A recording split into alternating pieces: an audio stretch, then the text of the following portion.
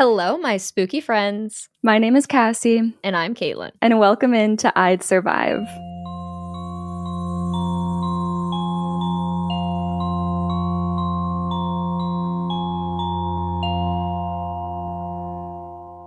Oh boy, we're going to have a really fun time today. I'm very excited to hang out and talk about. I'm so excited because just the title, you've been getting some great titles under your belt, like Heck Splinter and Stream. Well, listen, both of us stream on Twitch. Dude, you're taking away my intro. So let me do the intro. So let me tell you about this movie, Caitlin. The funny thing is, like, under movie background, I literally wrote, this film caught my eye because of the title. We're both streamers. Yeah. So... Oh my God. We have the same brain cell. We share really the same brain cell. We really do. And we're going to talk a lot about this movie, and I'm very excited too. But before we do, did you watch any horror movies in the past week? So I decided to watch Ju-on, The Grudge. Oh, for a second I was like, Juan? Who? Who's Juan? Who's that? He's my neighbor. I was watching him through the windows. Sorry. No, yeah, I watched like the original Grudge movie because, you know, The Grudge that we covered recently was an adaptation, like an American remake. And it was really fun to watch the original. It's like, it's just such a blueprint, obviously. Yeah. Like you see the same exact shot many times over, which is awesome. Obviously, the effects were very different because they got a much bigger budget for the American remake. Of course. But they were still really fun to see. And yeah, there were also some differences where I would love for you to get around to that one day just to talk about the differences between the two. But I overall really enjoyed it. This episode just came out for us, the Grudge episode, and it's like one of my favorites because it was such a fun story to listen to, such a scary story to listen to. And I can't wait to eventually watch the movie and the original as well. You're gonna love them. They are definitely my kind of movie, so I'm very excited about that. Is that all you watched this week? Anything that's else? it. That's like literally the only movie I watched in November so far, it feels like. I need to get back. I'm all caught up with like everything in life, I think, ? And so now it's like, okay, it's time to watch some movies just on my own. Right. For fun, read some books on my own for fun. Fingers crossed. I'm hopefully getting into that new era. We love that. Yeah. I obviously watched today's movie. I also watched The Strangers Chapter 2. I don't know how they managed to make it worse than the first one, but they did. I don't know why I'm more excited to watch it now that I know that you have said like that you hate it. Because I just know I'm going to feel the same way because we had the same concerns with the first one. But it's still one of those movies that's I'm going to watch it with my sister. It's better when you have someone to watch it with to like make it more enjoyable and funny when it's a bad movie. So it's I'm still excited to see what it's about. But from what you've told me about it, I'm like, oh God, why is it a trilogy? Why? Literally, no, I was very excited about it too. Even though I knew the first one was bad, I was like, okay, but they told us the first one was bad because they were setting up the second one. So the second one's going to be interesting. Yeah. I don't want to get too much into it because it's still a new movie and I know a lot of people probably haven't seen it yet. I'll just say don't get your hopes up. And that's, I will have a video on it soon. And I was not nice. And I try to be nice most of the time. But this franchise has pissed me off once again. Yeah. So it makes me sad because I love the original, but oh well. The only other thing that I've done horror-wise lately is I played the game Soma on Twitch, and it is one of the coolest like concepts that I've ever played, and it's a very scary game. And I know Cassie was going to play it, but the motion sickness in that game is wild. Next level. Yeah, I'm like just now getting into being okay with first-person POV games. So when you add on like the addition of, I saw that you were underwater a lot. That always hurts me. And then like the head bobbing feature and like how it reacts to you being like low med Yeah, like when you get like attacked once, then you're Yeah. all wobbly and 3D vision. Like it's crazy. It's just, I know I would not be able to survive that without being like, well, I need to go lay down for the rest of the night now. This is the end of the stream. Yeah. No, it's a very cool game, but the head bob was a bit much. Yeah. I guess I also played Inside. Oh, you did? That's so true. I love that for the game. first time. I loved it and I was so happy. I sat down and I did it all in one, which I feel like is the best way to do it if you can.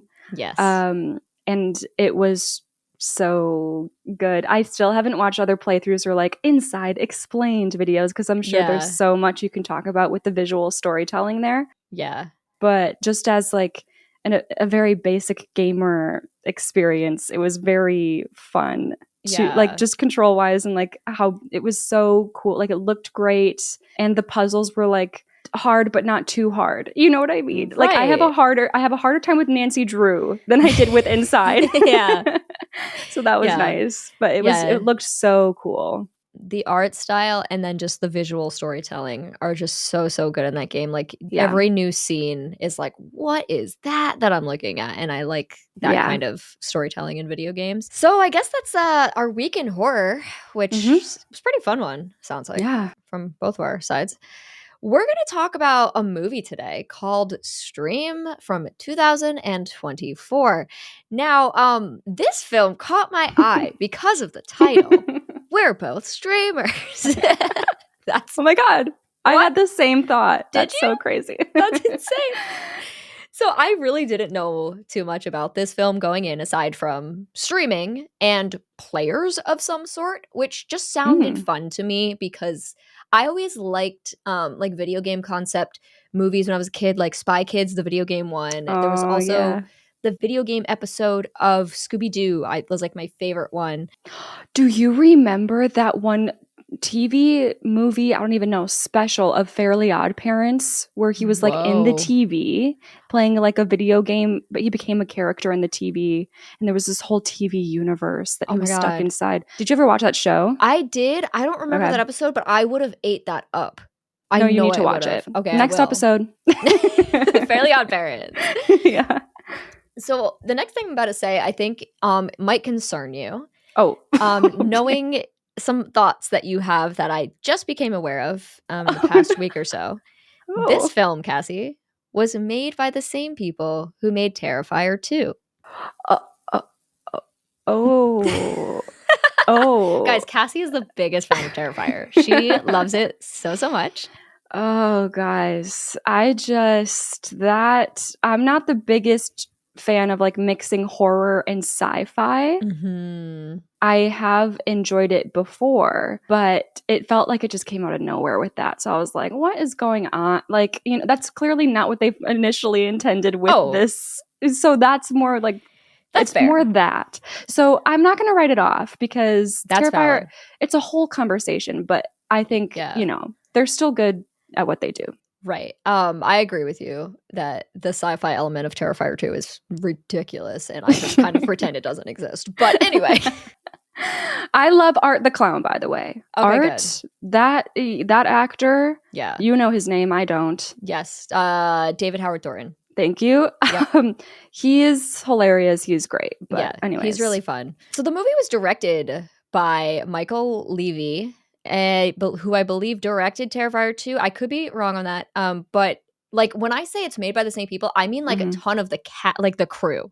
Like it's a lot of the same crew. The man who created it, Damien Leone is the director. Excuse me for being an idiot. Damien Leone, he is actually the special effects like makeup artist on this movie and was like a major part of Terrifier. So it's all very interesting. So it was written by a lot of people: Michael Levy, Jason Levy, Robert Privitera, and Steven Della Sala.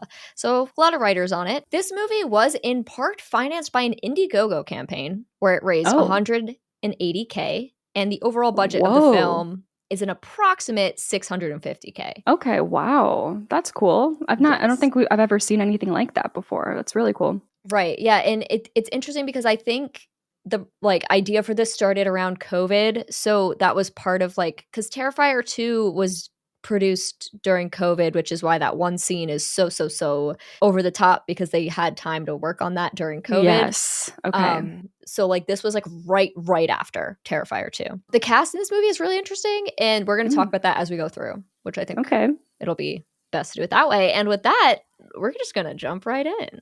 Okay. Wait, is it found footage? Is it like all on stream, or is it like just a normal movie? Normal movie. With that being said, though, the film opens on a shot of a phone recording a building. Okay. What's cool about this shot, though, is it's like the aspect ratio is horizontal, like the phone that it's recording. Oh, okay. And then slowly the aspect ratio begins to tilt diagonally until it reaches a standard full screen aspect ratio. Okay, cool. And then like the phone pulls away. I've never seen aspect ratio change in that kind of way, like diagonal. I've seen it stretch, but never like shift diagonally, which was kind of just a fun little detail that I enjoyed. Creative. Mm-hmm. So we get a better shot of this building now that this phone was recording. It looks like an old hotel of sorts. I love this movie. This is going to be fun. An old hotel. So the sign on the front reads, The Pines. Inside this building, we are met face to face with a vacuum labeled number 2 ballroom. Okay. Yes. An older woman stands in the hallway vacuuming the carpet. The vibes are a little eerie. No one else seems to be around. It's quiet. There's a little bit of spooky music playing underneath. And a shot of this woman's name tag tells us that her name is Linda Spring, and she is the owner/manager here at the Pines Family Hotel and Resort. Okay. We hear a door open and close somewhere down the hall, and this takes Linda off guard. Hello? She calls out into the silence, turning off the vacuum. No one responds, so she decides she's going to get back to vacuuming, but it's not working all of a sudden. She turns to walk to the outlet, thinking, well, maybe it came unplugged. But we can see that the wire for the vacuum has been cut. So exciting. No. Cassie's excited. The vacuum wire has been cut, guys. Dude, it's huge. It's so, like, stupid stuff like this is what I live for in horror. Like, finding new ways to, like, bring a scare. Yeah. Because it's just like, what would you, a vacuum being cut, cord being cut, like, why would you think that? But it's like, we need stupid, weird things like this to keep horror interesting. So I love when it happens. Right? No, exactly. This opening's kind of fun.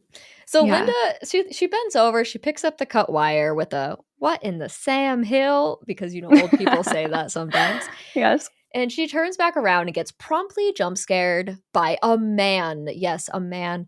Her fear quickly turns to relief when she realizes who it is. She knows him. It's Brad. Oh, Brad the vacuum cutter. Come on. Brad the vacuum cutter. I'm sorry, Mrs. Spring, he says. I was just doing some last-minute checks before the big reopening this weekend. Linda laughs and tells him it's okay. She forgot he was working late today. Brad looks at the cut wire in Linda's hands and asks her what happened, and Linda isn't sure. Brad offers up a likely answer. Rats. Linda is appalled. Rats in her hotel right before the reopening? Brad tells her that he saw a couple in the basement, and Linda's like, oh, well, I gotta go check it out. But Brad grabs her arm before she can walk away. I wouldn't go down there if I were you, he says. They're big. He's gonna take care of it for her. And he heads off. From down the hallway, we watch as Linda walks into an open door on the left. After a few seconds, she screams. She throws herself back and lands on a glass table, which shatters. We see a pair of legs approaching her on the ground as she tries to crawl away. But Linda's just an old lady, you know, just a little guy. She's just an old lady. This person catches up to her and grabs her. We cut to the title card and opening credits, which feature names over security camera feeds. Oh. Yes. So that was our opening sequence. It's giving just classic slasher now. It is. In this moment, I would agree. Yeah. So it's an interesting cut. Like, just like a man attacks a woman. Mm-hmm. Classic. And then cut to like security cam footage with names over that as the aesthetic is like, I don't know. I'm like, I don't know what the vibe is yet, but I'm here. Right. No, that is jarring when you don't have the full concept for the film, I guess. Yeah. And this was the moment that I learned that the special effects makeup was done by Damien Leone. And I was like, no way. Because I didn't know that it was like the Terrifier 2 crew doing this movie until after. So I was like, oh, this checks out. Yeah. So from the opening credits, we fade into some old camcorder footage playing on a TV. It's of 2 kids playing outside, one younger boy and an older girl. Sounds like dad is on the other side of the camera. We pan slowly away from the TV in this normal-looking living room and see a man watching this footage with tears in his eyes. It's giving dad. The tape glitches out and the man shakes out of his trance-like state, wiping the tears from his eyes. "Hey, Kev," he calls out. Kevin doesn't respond. We cut to a sign on a bedroom door. "Do not disturb. Streaming 7 p.m. to 9 p.m. Gamer at play." Oh, that's embarrassing. Oh, why is it so embarrassing? Like, oh, can you make this oh, I'm so sorry, I'm streaming. Like, I have to stream. So inside this room, Kevin is gaming on his computer, streaming. And I do want to clarify, Kevin is 11 years old. Oh, okay. Kevin baby. Dad doesn't really seem to care too much about the sign on the door. But, you know, like he knocks. And when Kevin doesn't reply, you know, he's got those headphones on. His dad, Roy, just barges right on in and starts flicking the lights on and off to get his attention. Yeah. "Can you pause that for a second?" he asks. "I need your help downstairs." And even though Roy barged in, he's like being respectful. It's not like he's angry and being like, "Get your butt downstairs." He's just like, "Hey, yeah, can you help me?" Yeah. But Kevin is so embarrassed that his dad walked in while he was streaming. Okay, to 1,200 people, which, excuse me? 100 people with an 11-year-old? That's concerning. Yes, it is. I don't First think of all, you're allowed to stream at 11. Actually, but yeah, to 12. Also, what are do you have any tips for me? Like, hello? Yeah, right. Like, okay, Kevin. Yeah. So Kevin agrees to go help his dad, though, but he's sure to tell him, "Next time when you see the sign, just text me and I'll run an ad or something." So, like, he knows what he's doing. He knows what he's doing. Businessman. He is. So the 2 of them head downstairs, and Roy asks his son to see if he can tell what's wrong with the camcorder and the tape. And of course, Kevin's like, "Dad, what makes you think I know anything about this, like, this old tech?" Right. The doorbell rings, and Roy heads over to answer it. It's the police with his daughter. Oh, okay. He does not seem all that surprised, though. Yikes. The police tell him that they caught his daughter trying to steal beer from a liquor store. Okay. "God damn it, Taylor, again?" Roy says angrily. Taylor comes inside and immediately starts to head upstairs, but stops about halfway. "Okay, I'm sorry, Dad, but what did you want me to do? They won't sell it to me." Taylor is just too cool for school, you know, and her dad does not find her funny. No, I don't either. No, me neither. Listen, me neither. They share some words where dad basically is like, "Stop it or you're going to end up in jail." He goes, "If that's what it's going to take for you to learn your lesson, then I'm going to leave you there."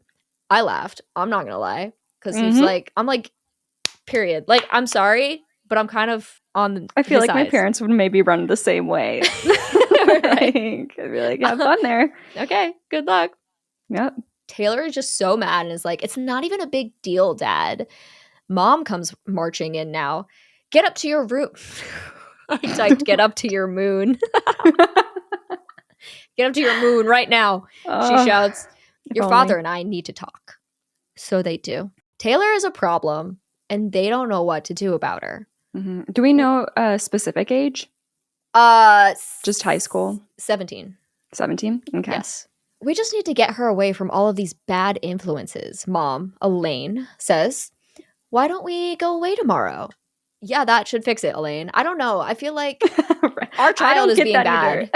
Let's go away tomorrow. This is such a thing. This is such, like, we just need to get away. Like, yeah, we'll go to, I'm sure we can go to a nice local hotel. And everyone will just come out a better person. Exactly. Like, what do you mean? And then, no, because Roy's like, "Okay, yeah, we need this." And I'm like, yeah. This is a solution. Listen, if I was like acting out like that, my family's like, and we had a family trip coming up, they'd be like, "You ain't going to Disney." You know what I mean? Like, you can stay here. Yeah. Yes. My parents would not put up with that shit. If I tried to, I never would have dared try anything like that with my parents. Like, it would not have gone well. So it's just, I see this stuff in movies and I'm like, nah, like, couldn't be me. Yeah. Never. Same. So yeah, we're going on a trip tomorrow. Interesting solution, but here we are. Where is here? Well, the Pines Hotel, of course. Hey. Yes. So we're going to cut back to the Pines Hotel. And the timing is a little hard to judge here. It's either the same night or the next night. It doesn't really matter. But poor old Linda, she's tied up to a chair and she's got scratches covering her face. Seems like she might be in the basement. Footsteps approach from the dark, and the owner of the footsteps wears all black gloves, a cloak of sorts, black shoes, etc. The figure walks to the back of the room, picks up a power drill, and revs it a few times. Not that. I know. Bringing me back to Slumber Party Massacre, low-key. Yeah. Revving that drill. What is that? Linda cries. The figure slowly approaches Linda, once again, grabbing her head. From a shadow, we can see that the figure is wearing a plague doctor mask. The plague doctor revs the drill a little more, leans over Linda, and inserts the drill into what we can only assume at this point is her head. Bright red blood drips onto the floor and onto the killer's shoes, but we don't actually see the carnage occurring. Okay, interesting. What we do see is a GoPro nearby recording everything. Oh. Yes. That's so stupid. Like, okay, like killing people is stupid, but like don't kill people. But the murderers that record it in any capacity, it's like, why would you do it? Do you want to get caught? Yeah. What are you doing? That's a one-way trip to getting caught right there. Yeah. So again, I don't know what night. I think that might have been the same night. And now the next night, the Keenan family is arriving at the resort, which is our main family of the film. And as they walk into the lobby, the man at the front desk is explaining the amenities to a very PDA-heavy couple who is happy to take the honeymoon suite, complete with an in-room jacuzzi. And there's a couple of young guys in the lobby as well. They walk out, and they catch Taylor's eye. She watches the two of them walk out, and she's like, great. And instead of going to the front desk with her family, she decides to follow them to the hotel bar. And my God. Yes. How young are we talking? They're like legal drinking age. They probably. Yeah. But they're probably young. 21-ish. Yeah. Let's not. Does she? I don't think she knows she's 17. It's a problem. A lot of people face when they're 17. They don't realize they're 17. So true. So these two guys, they have some very heavy French accents and are already set with their beers at the bar by the time Taylor comes in. I don't know how long it took her to walk there, but they're settled in. And she takes a seat one chair away from them. No one else is around but the bartender. 1st to 11 is going to be amazing, one of the guys, Louis, says. This really catches Taylor's attention, as if they didn't already have it. Apparently, 1st to 11 is a band that she happens to love as well. She was actually supposed to go to their concert tonight, but got dragged here instead. The French boys are planning to go to the concert later. They get into introductions, and we learn that the other man's name is Theo, and he starts flirting with Taylor pretty immediately. So back at the front desk, the Keenans are checking in. They never got their confirmation email, but the man at the desk is able to find their reservation easy enough. Roy goes to pay for the room, handing his credit card over to the man, but oh no, the credit card machines just aren't working tonight. It's going to be cash only. What in the world? Why is this weird? I'm like confused. I'm like, what's happening? Like, this is purposeful, but like, what is happening, you know? Yeah. The vibes are very weird. Yeah. And that's what I can say. Yeah. Yes. Yeah. Weirdness confirmed. I cleared that up for you. I get it now. So Kevin overhears this conversation and he speaks up with concern. He's like, wait, that means no Wi-Fi. Oh, buddy, yeah, sorry about that. No Wi-Fi, the man replies. But this inn is about spending quality time with the people that you love because you never know just how limited that time is. Roy actually loves the sound of that. This is exactly what the family needs. So at the bar, Theo and Taylor are getting cuddly. They're taking selfies. They're flirting. And Louis is just like rolling his eyes in the background. Like he like does not care to be here for this. Okay, mood. She's 17. Yeah, true. I mean, they could be 17. Yeah. It's hard to tell. I'm guessing the age thing is like not a thing here, but I'm like, how are they just so easily getting served? These guys getting served alcohol, and then she's just 17-year-old also just gets to hang out at the bar, and then they're all. I'm like, what is this place? But obviously, they're probably not very strict about anything around here, so who knows? Right. Yeah. Theo even lets Taylor know that they're staying in room 207 if she wants to come visit them later. Oof. It's now that Elaine walks in. She's upset with Taylor for just running off on them like that and without saying anything, and then also not answering her phone when she called. So Taylor just goes to walk out of the bar, but her mom's like, no, I could use a drink. And she leaves Taylor over to the table where they're going to take a seat together. Nice. So this scene is kind of very much just, it's not like necessary for this script right now, but I'll kind of summarize it as Elaine is trying to explain to Taylor that she's just worried about her and she wants her to have fun. She's okay with her having fun, but she needs to be safe. Like maybe try a diamond painting. I agree. That's such a fun hobby. You know? Yeah. Yes. Elaine is pretty cool, honestly. And I would say both parents are. Like, they are pretty chill. Taylor's just a lot. You know what I mean? Yeah. Also, the bartender's flirting with Elaine, very obviously. Oh. And is Elaine aware? Elaine is aware, and she kind of jokes. She's like, guess I still got it. And Taylor's like, ew, mom. You know? So now suddenly we're outside. Seems like a back door where we're watching a woman who seems to be leaving her job at the hotel for a day. This is a random new woman. And she gets to her car and throws her stuff inside, but she's got to finish her cigarette first. She leans against her car as she looks into the distance. Something weird's going on, out there by a tree in the field. There's a guy standing out there. He's messing with something in the tree. And the woman's staring intently, trying to make out what she's seeing before it eventually comes clear. The man is hanging a noose in the tree. Oh, my. Yeah. I don't know what I'm doing in that situation.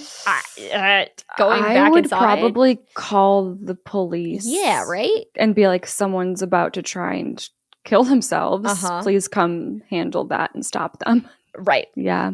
This guy's out there. He's like jiggling it a bit and he's testing it. Yep. But then he like turns on a dime and looks right at the woman. Ew. It's so creepy. Yeah. It's like that moment got me so bad watching this the first time. I was like, ew, okay, like, sir.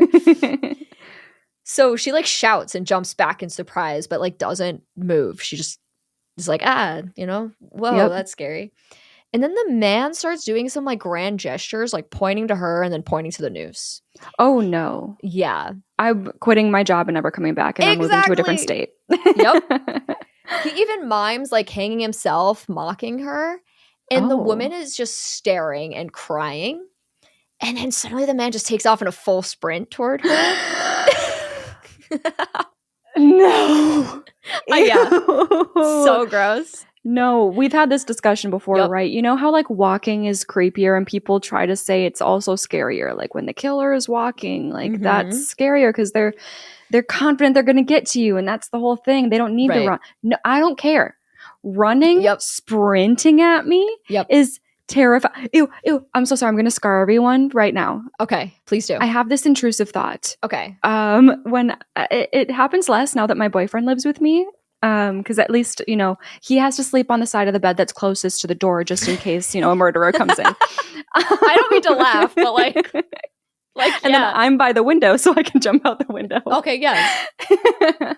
But no, especially when I was living alone, I would always have this intrusive thought of like being upstairs in my room and hearing someone come through the door, like downstairs, and then silence, and then imagine like the sound of like really, really fast, like running up the stairs at you. Dude. Like they're upstairs before you even like can react because they're just sprinting full speed up the stairs of your house to get to you. Like that's so scary. Girl, why would you do I don't that? know. Like, I can feel it in my back right now. Like, like when you get that chill in your back, that's what I feel right now. Just like, I will say that footsteps, like unseen footsteps are such a trope that get me every time. So especially if they start like running fast. Yeah, that's a rough one. The fact that you have that as an intrusive thought is Yeah. Really cool. My brain's been working overtime with the horrific, intrusive thoughts ever since I was like 5 years old and watched Scream. It always comes back to that. Thanks a lot, Scream. I mean, worth it, though. Worth it. Yes, absolutely. But still. So our woman goes to get into her car, but a foot kicks at the driver's side door from inside the car. What do you mean? There's someone in her car? Did she sit on their leg? She doesn't make it. Like, the car door is locked, so she can't get in the car. I thought she was in the car, and then in the car, she's like, there's legs underneath her. I can't kicking. No. Oh my God, wait, what? This is so crazy if it's unrelated to the man that's running at her right now. Why is there someone just in her car? No, so there is though. There's a leg. It comes flying at the window, and she gets... We do know it's attached to someone, right? You keep just saying a leg. It's a disembodied leg. You keep saying leg like it's not a person. All you see is the leg. So okay. Okay. So the impact causes the woman to fall backward because she's so scared. Oh, yeah. She falls on the ground, and then we see a shadow approach, towering over her. And this seems to be a woman with pigtails. Why?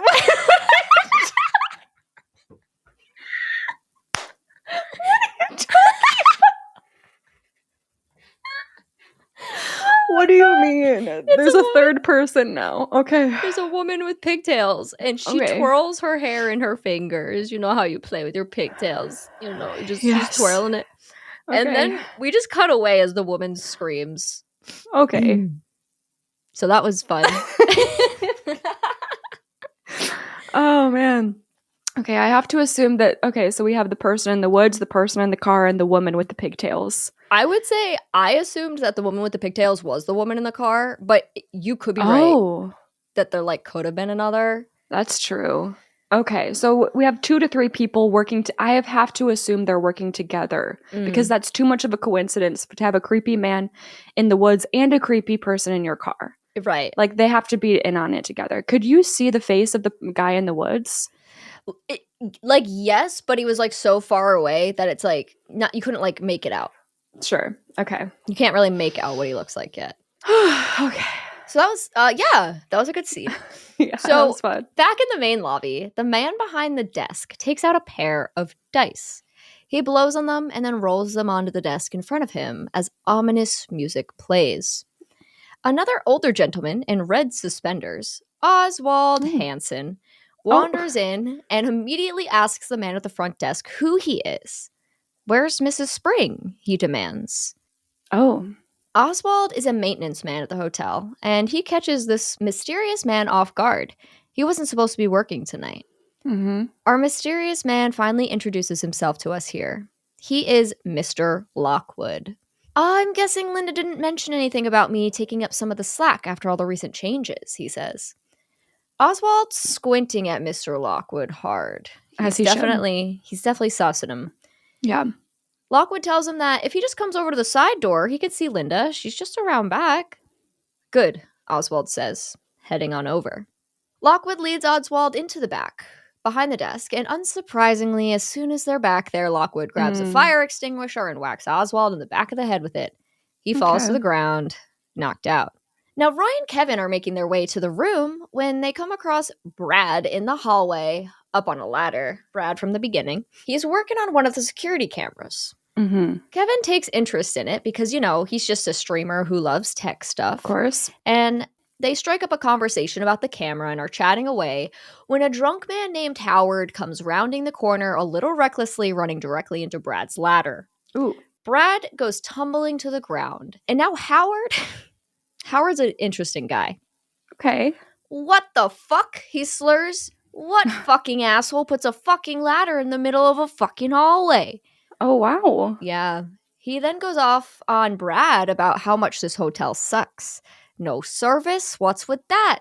Howard says some more wild shit that I don't need to repeat, so I won't. Yep. Anyway, the whole Keenan family makes it to the hotel room. Yay! And Taylor immediately starts bitching about everything. I just can't with teenagers. I just can't. I know. So many teenagers aren't like this, but the demographic of teenagers that are make me want to jump out a window. Like, please, oh my God, please grow up. Please, it's okay. The world does not revolve around you. like, it's okay that you can't go to the concert tonight. Like, the world isn't going to end. Yeah. Okay, deep breath. I don't know why that triggered me so bad. Yeah, that really got you. Yeah. I mean, to be fair, this is exactly how I'm feeling watching the movie at this point. I'm like, Taylor, shut up. Yeah. She's complaining about how annoying her brother is, that there's no Wi-Fi or service.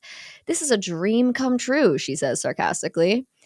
Elaine is like, oh my God, you are such a Debbie Downer.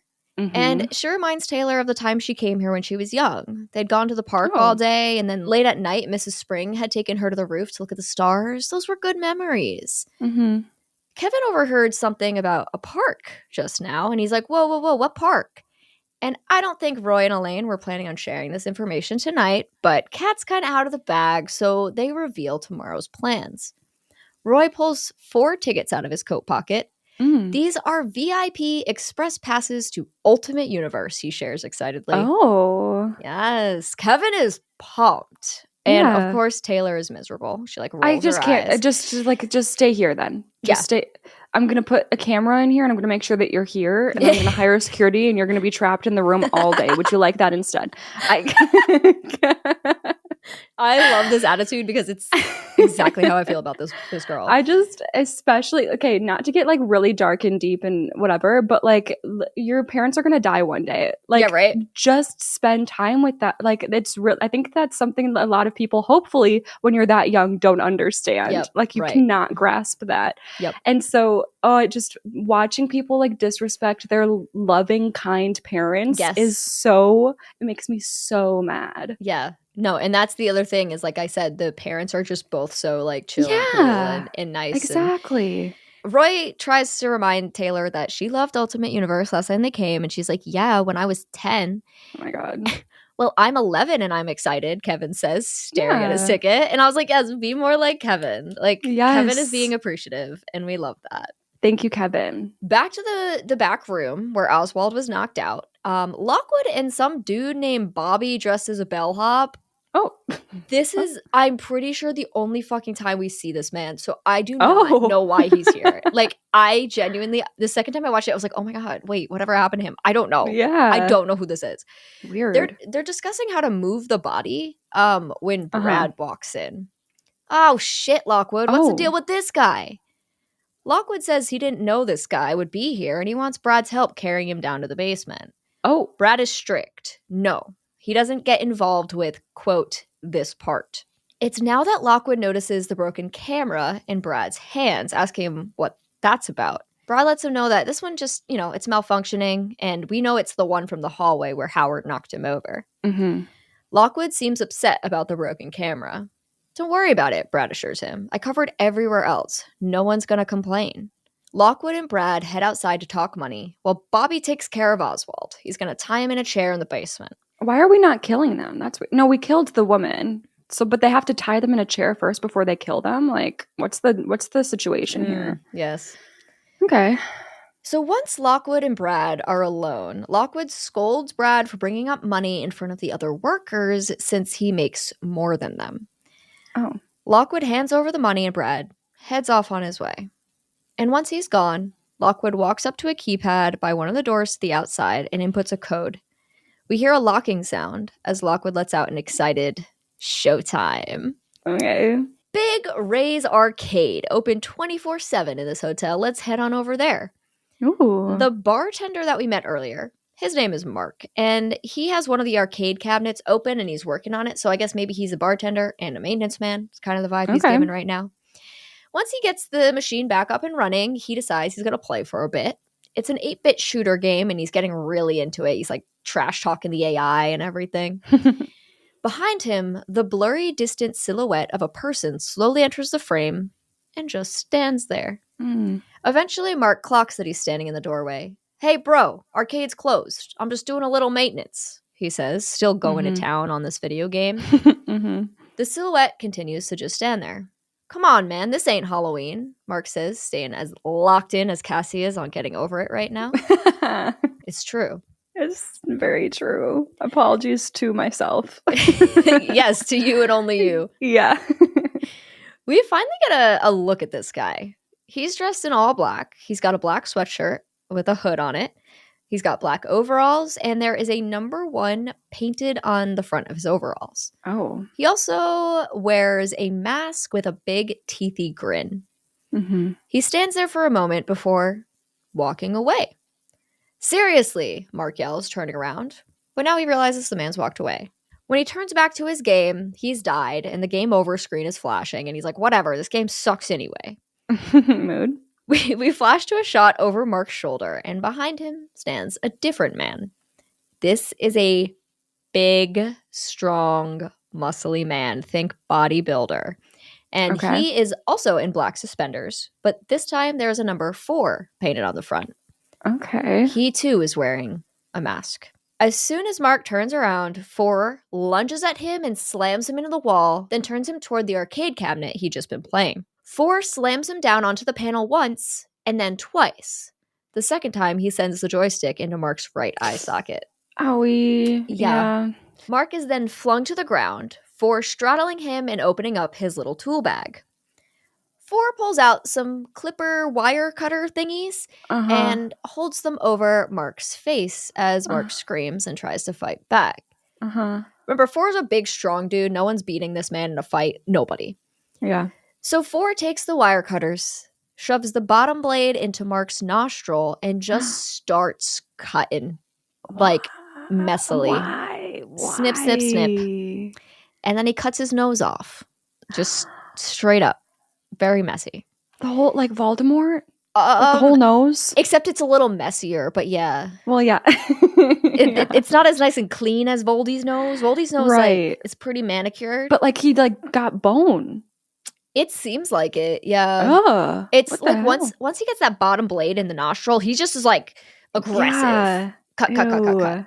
Yeah. 4 is done with his clippers now, so he throws those to the side, and now he grabs a hammer from his bag. 12 bashes to the face is what he gives Mark. Jeez. And believe it or not, Mark dies. Yeah. So, that's weird. You said he was like the bartender maintenance guy. Yes. Mark. So, like, weird that because a lot of the staff seem to be in on something, but he's not. So, R.I.P. Right. So 4 grabs Mark's unfinished beer and just pours it all over him on the ground. So I don't know if you're picking up on Terrifier 2 vibes at this point, but this death feels extremely Terrifier 2, just over the top, kind of just messy as it could possibly be kind of nature. The Terrifier movies also like to do like quick violence, like fast violence, as opposed to like slow torture violence. Very true. Which comes off very shocking. I feel that here, yeah. Yeah. Also, I am going to say something because this sounds like it's more on my end. The vibe is not that these people worked here, aside from Mark. It's that they're pretending to work here today. Oh, wait. So even Brad, though? Yes. But Linda knew Brad. Oh, fuck. You're right. Do you know what I mean? No, you're right. Linda knew Brad. So now I'm like, if Brad was a real worker, then these other people maybe were brought in by Brad. You're right. I didn't think about Brad. That's an interesting point that I don't know the answer to at the moment. In the Keenan's hotel room, Kevin and his parents are fast asleep while Taylor sits up in bed listening to music while on her phone. She is just staring at the picture she took with Theo earlier. She looks around the room, and we know what she's thinking. Yeah. She quietly gets out of bed, and she sneaks out of the hotel room. We know where she's going. She knocks on the door to room 207, and Theo opens up. Louis looks a lot less excited to see her than Theo does. He's sitting at a desk in the back, and Taylor's like, you know these rooms have smoke detectors, right? Because Louis is in the process of rolling a joint. Okay. He didn't know about the smoke detectors here in America. Okay. So he's like, oh, what if we just do this instead? And he pulls out like a little baggie of white powder. Okay. And Taylor's like, you know what? no biggie. Yeah. Taylor's like, no, let's just go to the roof. Like, we could just smoke up there where there's no smoke detectors. Sure. But Louis doesn't want to. So Theo and Taylor are just going to go on their own. Okay. Meanwhile, Elaine is woken up by some rowdy partying kids in the room next to theirs. She wakes Roy up and tells him to go over there and ask them to be quiet. He does, and in that room are two girls making out on the bed and a seemingly innocent guy who apologizes for the noise. He says they'll keep it down. It's like young kids just having a rowdy night. Sure. So the hotel isn't giving like, I know it's not vacant. There's like a couple people, but like how busy is this hotel? Is it like pretty full? At this point, it seems like there's really like barely anybody there at all. Okay. That's annoying that they have people right next door. Yeah, right? You know? Like, move them one room over. Damn. Yeah. In another room down the hall exists the honeymoon suite couple, and they are having sex in the heart-shaped hot tub. Very classic. Wow. Yeah. They're really having a good time. Tits are out. There's a lot happening. This movie's unrated, by the way. It doesn't have a rating. Yeah. Did it have a theatrical release? I don't think so. Okay. I actually don't know. I don't even know if unrated movies can come out in theaters. Yeah. They probably can. I don't know. Can. Anyways. And I just say that because this scene is just like, whoa. Yeah. You're like, oh my God. Okay, hello. Yeah. So we see them having their fun in the tub, and then a figure quickly walks by a doorway in the room. And then she decides to stop and watch for a little bit. It's the girl with the pigtails, whose shadow we saw earlier. Yep. She's wearing a neon yellow top, yellow bows, and a pair of black overalls with the number 3 painted on the front. Okay. She wears the same mask as the others. The couple's completely oblivious as the woman unzips a nearby makeup bag, pulling out some red lipstick. She applies it over her mask, and she makes like red heart lips over the smile. This again, the mask on these is like a big teethy kind of smile, but she still manages to put some red lipstick on it. Cute. Yeah, very cute. Eventually, the couple notices her and understandably freaks out. The man holds his girl back, protecting her, while screaming at 3 to get the fuck out of his room. Suddenly, glass smashes across the man's head, blood splattering all over the naked woman's chest. We are now introduced to 2. Like the others, he wears a mask as well as a gray tank top and the overalls with the 2 painted on the front. Okay. So 2 is going to grab the man while 3 is going to grab the girl. 2 repeatedly dunks the man's head underwater as he continues to bleed out of the gash in his head. Eventually, this man becomes unresponsive, and 2 plays with his dead body a bit, waving his limbs around in front of the restrained girlfriend who's been screaming bloody murder, quite literally. Yes. I hate that. That reminds me of Hush. There's like the tap on the window with the dead body.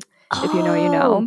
It's, you know what? I haven't watched that in so long. I need to rewatch it because it's a good movie. It's good. I rewatched it recently, actually. Another with my brother, now that he's at that age where we can get into some horror. Yeah. That is so cool that you have that ability right now to like be like, look at all these horror movies. I know, it's my favorite.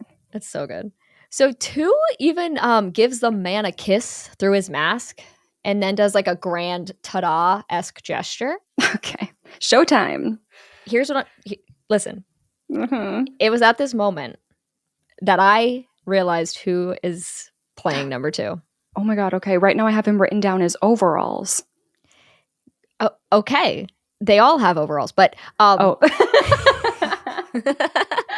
I have one is man, 2 is overalls, 3 is girl, and 4 is huge.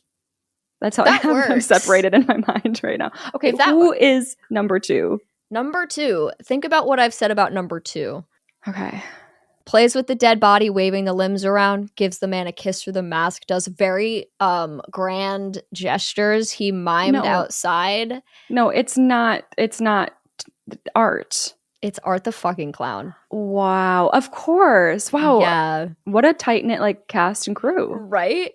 And it's crazy because they literally told this man, like, just be Art. Because his movement, you know Art's movement. Yes. It was like, it hit me like a truck. I was like, oh, that's Art. Oh my god. Because it's the exact same movement style that like no one else seems to be able to replicate. It's like just him. How cool that you can recognize someone through their body language. Right? As an actor, like that's such a testament to what he does. Exactly. It's really cool. And so when you picture 2, just it's art. Like every time I talk about the way he moves. We're crossing off overalls and we are writing down art. Perfect. So player 2 picks up a corkscrew wine opener and literally begins to frolic across the room toward the girl. Frolic. He does do that. He does. So our girly here actually kicks her leg out, making contact with 2's torso, sending him flying into a dresser, which he falls through. She breaks away from 3 and runs straight to the hot tub.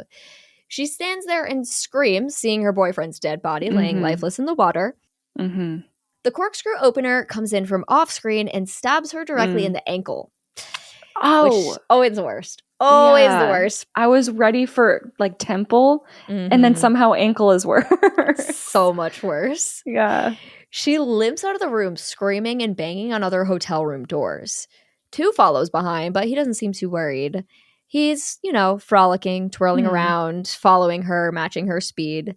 And eventually he's had enough, so he grabs her, dragging her into a room. Just before Roy appears around the corner with some ice he got from the ice machine. How he didn't hear any of that, I don't know. Yeah, movie magic. Movie magic, baby. He goes back to the room where his wife and son are wide awake. All the lights are on. They're up chatting because they have now realized that Taylor snuck out. Yes. Roy's confident he knows where she went with those 2 guys she met earlier. So he's going to go to the front desk and find out where those boys are staying so he can get Taylor. And Kevin wants to join, and Roy's like, sure, why not? You can come with me. Okay.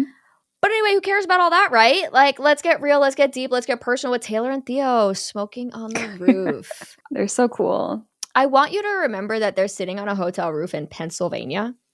And the French man, Theo, goes, this is probably one of the best views I've ever seen. Like, bro, what? Are you sure? Okay. That's a lie, but she's eating it up. So she is. They're like being emo and nostalgic as they pass their joint back and forth. And eventually they do kiss, and their dialogue's not really essential. Yeah. So anyway, whatever. This is score check 1. Oh, okay. My assumption. So yeah, Linda dead. Even though we didn't technically see where the blood was coming from, I don't know if we're gonna like circle back and she's alive and hurt, but I'm gonna just say dead for now. Yeah. And then I'm assuming both honeymooners dead. Yeah, I think you can assume that. Okay. And then of course Mark. Yes. The bartender maintenance. Okay. And the woman from outside. Oh, we can assume that. Wait, who was she? She was a random worker, like actual worker at the hotel.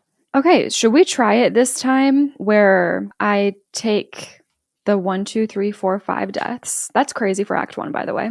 I know. And assign a different percentage to each death. If you want to do it that way, I'll go from there. I can make it so complicated. I can make it so systematic, right? But I'll go from there. So Linda, I think I'm a 0. Yeah, I do. At that age too, like, right. You're not going to outrun this guy. Yeah, you're there's nothing you can do. So I feel like I'm going to take the age into account there. So I'm going to unfortunately give myself a 0 for Linda. The parking lot. They were in her car already. They had her cornered in the car in the woods. I will say there is like a sequence where you like see her put her keys on top of her car, and then when she turns to go back in the car, her keys are missing. So it's like they snuck up and grabbed the keys behind her. Oh, I would not be letting go of those keys. Yeah. I actually wouldn't stop and stare into the woods the way she did either. I'd get in my car immediately. Yep. Get my car on immediately, start driving, and call the police on the go. I agree. I'm going to give myself that's a good point. I'm going to give myself like a good 90. Okay. For that one, because I really believe that I wouldn't let it escalate the way that it did. I went 76 for that one. Okay. Yeah. Then we have Mark. See, you're just a worker. And it's like with the huge guy. With the huge guy, and even like with the other one, like one was standing in the background. There's nowhere for him to go. It's an arcade that's like a one exit entrance situation. So I'm going to go back down to 0. I mean, I could do 1 just to, we like to do zeros for funny games, but with smaller percentages like this, I'm fine with a 0. I agree. And then the honeymooners. That's all. The 2 honeymooners. Yes. And there's 2. It's 2 on 2. It's not even 1 on 2. They could have fought back a little more, maybe. Yeah. There's a chance to get out, like, you might get cut up a bit in the process, but to like get out of that room and make a run for it, there's a chance. And she tried to, but she was very slow about it. Yeah. It's that kind of a scene. Yeah. I also wonder, though, even if you were fast and you made it down to the lobby, like the staff has been taken over, it seems like. Yeah. So it's probably going to turn into more of them coming for you, and then it's all of a sudden it's 4-1, 5-1. The further you get, they're gonna get you. One of them's gonna get you. Right. So I'm gonna give like a 15% each. Okay. I actually did 16. Those. So nice. Love that. Okay. My overall first act is 22. Mine comes out, only focusing on the actual deaths, is 24. Okay. That's still true. I want to take into account like some level of the other people here. Right. But with a movie like this, I think I'm going to let myself stay low for now. Stay with the 24 for right now. Because it's not a situation where it's like, okay, I wouldn't be here. Like, who knows? I could be staying at this hotel for some reason, especially with like there's like a amusement park situation type thing nearby. So I would raise it here in the first act if it was one of those situations where it's like, well, this is ridiculous. I wouldn't be here. But that's not the case. So I'm just going to stay with my 24. Oh, we're looking so good. Yeah. So good. So let's go check in with Roy and Kevin at the front desk. Kevin rings the bell, but no one seems to be around. Where is everybody? Roy asks. Maybe they're outside, Kevin suggests. So sure, let's go check outside. Oh, okay. When they reach the front glass pane doors, they realize that they are locked. Roy is confused, concerned, surprised. Yeah, all of the above. Yeah. He looks up into one of the security cameras placed by the front door, and in a very classic transition, we are now going to cut to that camera feed. From this angle, we can see Kevin and Roy by the front door, while Player 1 stands about 20 feet behind them in the lobby. Player 1 slowly turns and walks away just before Roy and Kevin turn around to walk back to their room, and it's a very Strangers-esque sort of shot. Yeah, nice. Back in the room, Elaine is trying to sleep when someone pounds loudly on the door. Roy, is that you? Oh. She calls out. No answer. Just another knock. Would it have been so hard for you to bring your damn room key? She mumbles to herself, getting out of bed. Oh my God. Is there a peephole? I'm going to yell at her if there is one. She doesn't utilize it. I know. I'm always screaming about the peephole. Yeah. Always. She shuffles to the door and looks through the peephole. Okay. No one seems to be there. So she calls out asking if it's Kevin, but there's no reply. She stays looking through the peephole, calling out, when Player 1 pops up from just below, like just into her vision. Ew. She jumps back with a gasp. When she peers back through, he's just standing there. She tells him to knock it off. This isn't funny. She thinks it's the annoying kids from next door. One backs away slowly and turns down the hall. Elaine gets back in bed, and seconds after, the card reader beeps, followed by the door opening. Oh, I'm glad you guys are back, she says. You wouldn't believe what those kids next door were. Oh, no. She stops mid-sentence because she's heard no response or further noise from her son or her husband. She gets up and goes to check, now, the other door. So, this is a hotel room that has 2 doors. Like, one side's like a living area and then the bed. You do get that? Okay, great. Because this was, like, kind of new to me, so I was, like, confused. But she checks this other door, and it's wide open. Oh. She slowly heads for the door, calling for her husband. She looks out into the hall and sees nobody, so she closes it and stays in the room. BRB with Elaine. Okay. I know. R.I.P. I think you mean. Yeah. So, Elaine, where are your husband and son? Well, they are going down the hallways of the hotel, knocking on doors looking for Taylor. I don't know what time it is, but it's got to be pretty damn late. So, yeah, I don't think I would be doing that. No. So at this one door, a young woman opens up, and of course, no, she hasn't seen Taylor or the French boys, and she promptly closes the door with a good night.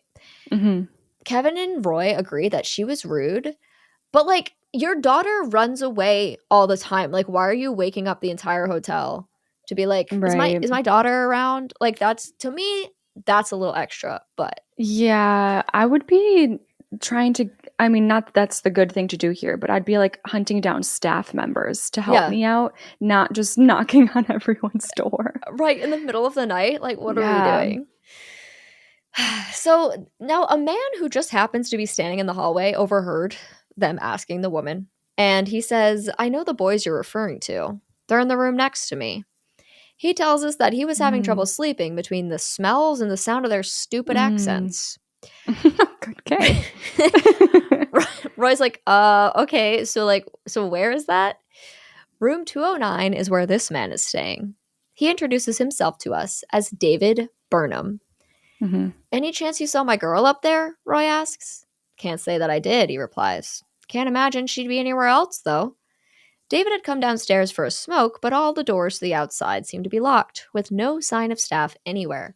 Yeah, are we going to be more concerned? Like, I feel like we need even more concern here. We need to, like, band together and be like, what's going on? Like, this is so concerning. I agree. I agree. They agree. Oh, and they do too. They agree that the locked doors, no internet, lack of phones in the rooms, lack of staff is, well, they actually say is, quote, a little weird.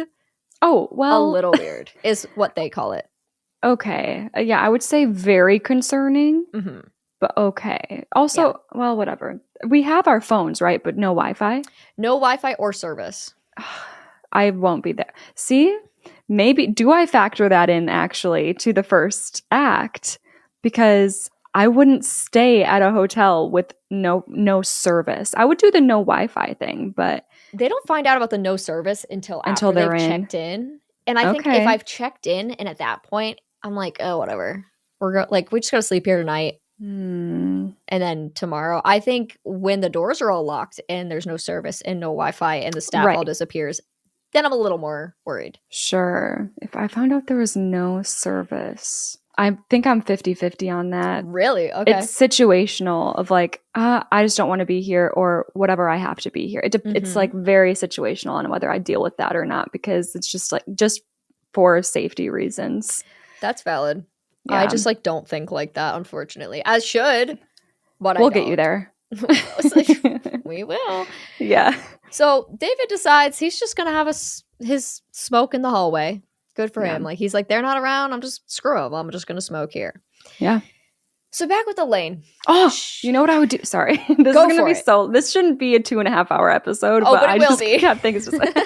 Maybe that could be a smart thing. Is like set off a smoke detector. Or a smoke alarm. You know, I wonder what would happen there. Like, because hotels like that, do they get automatic?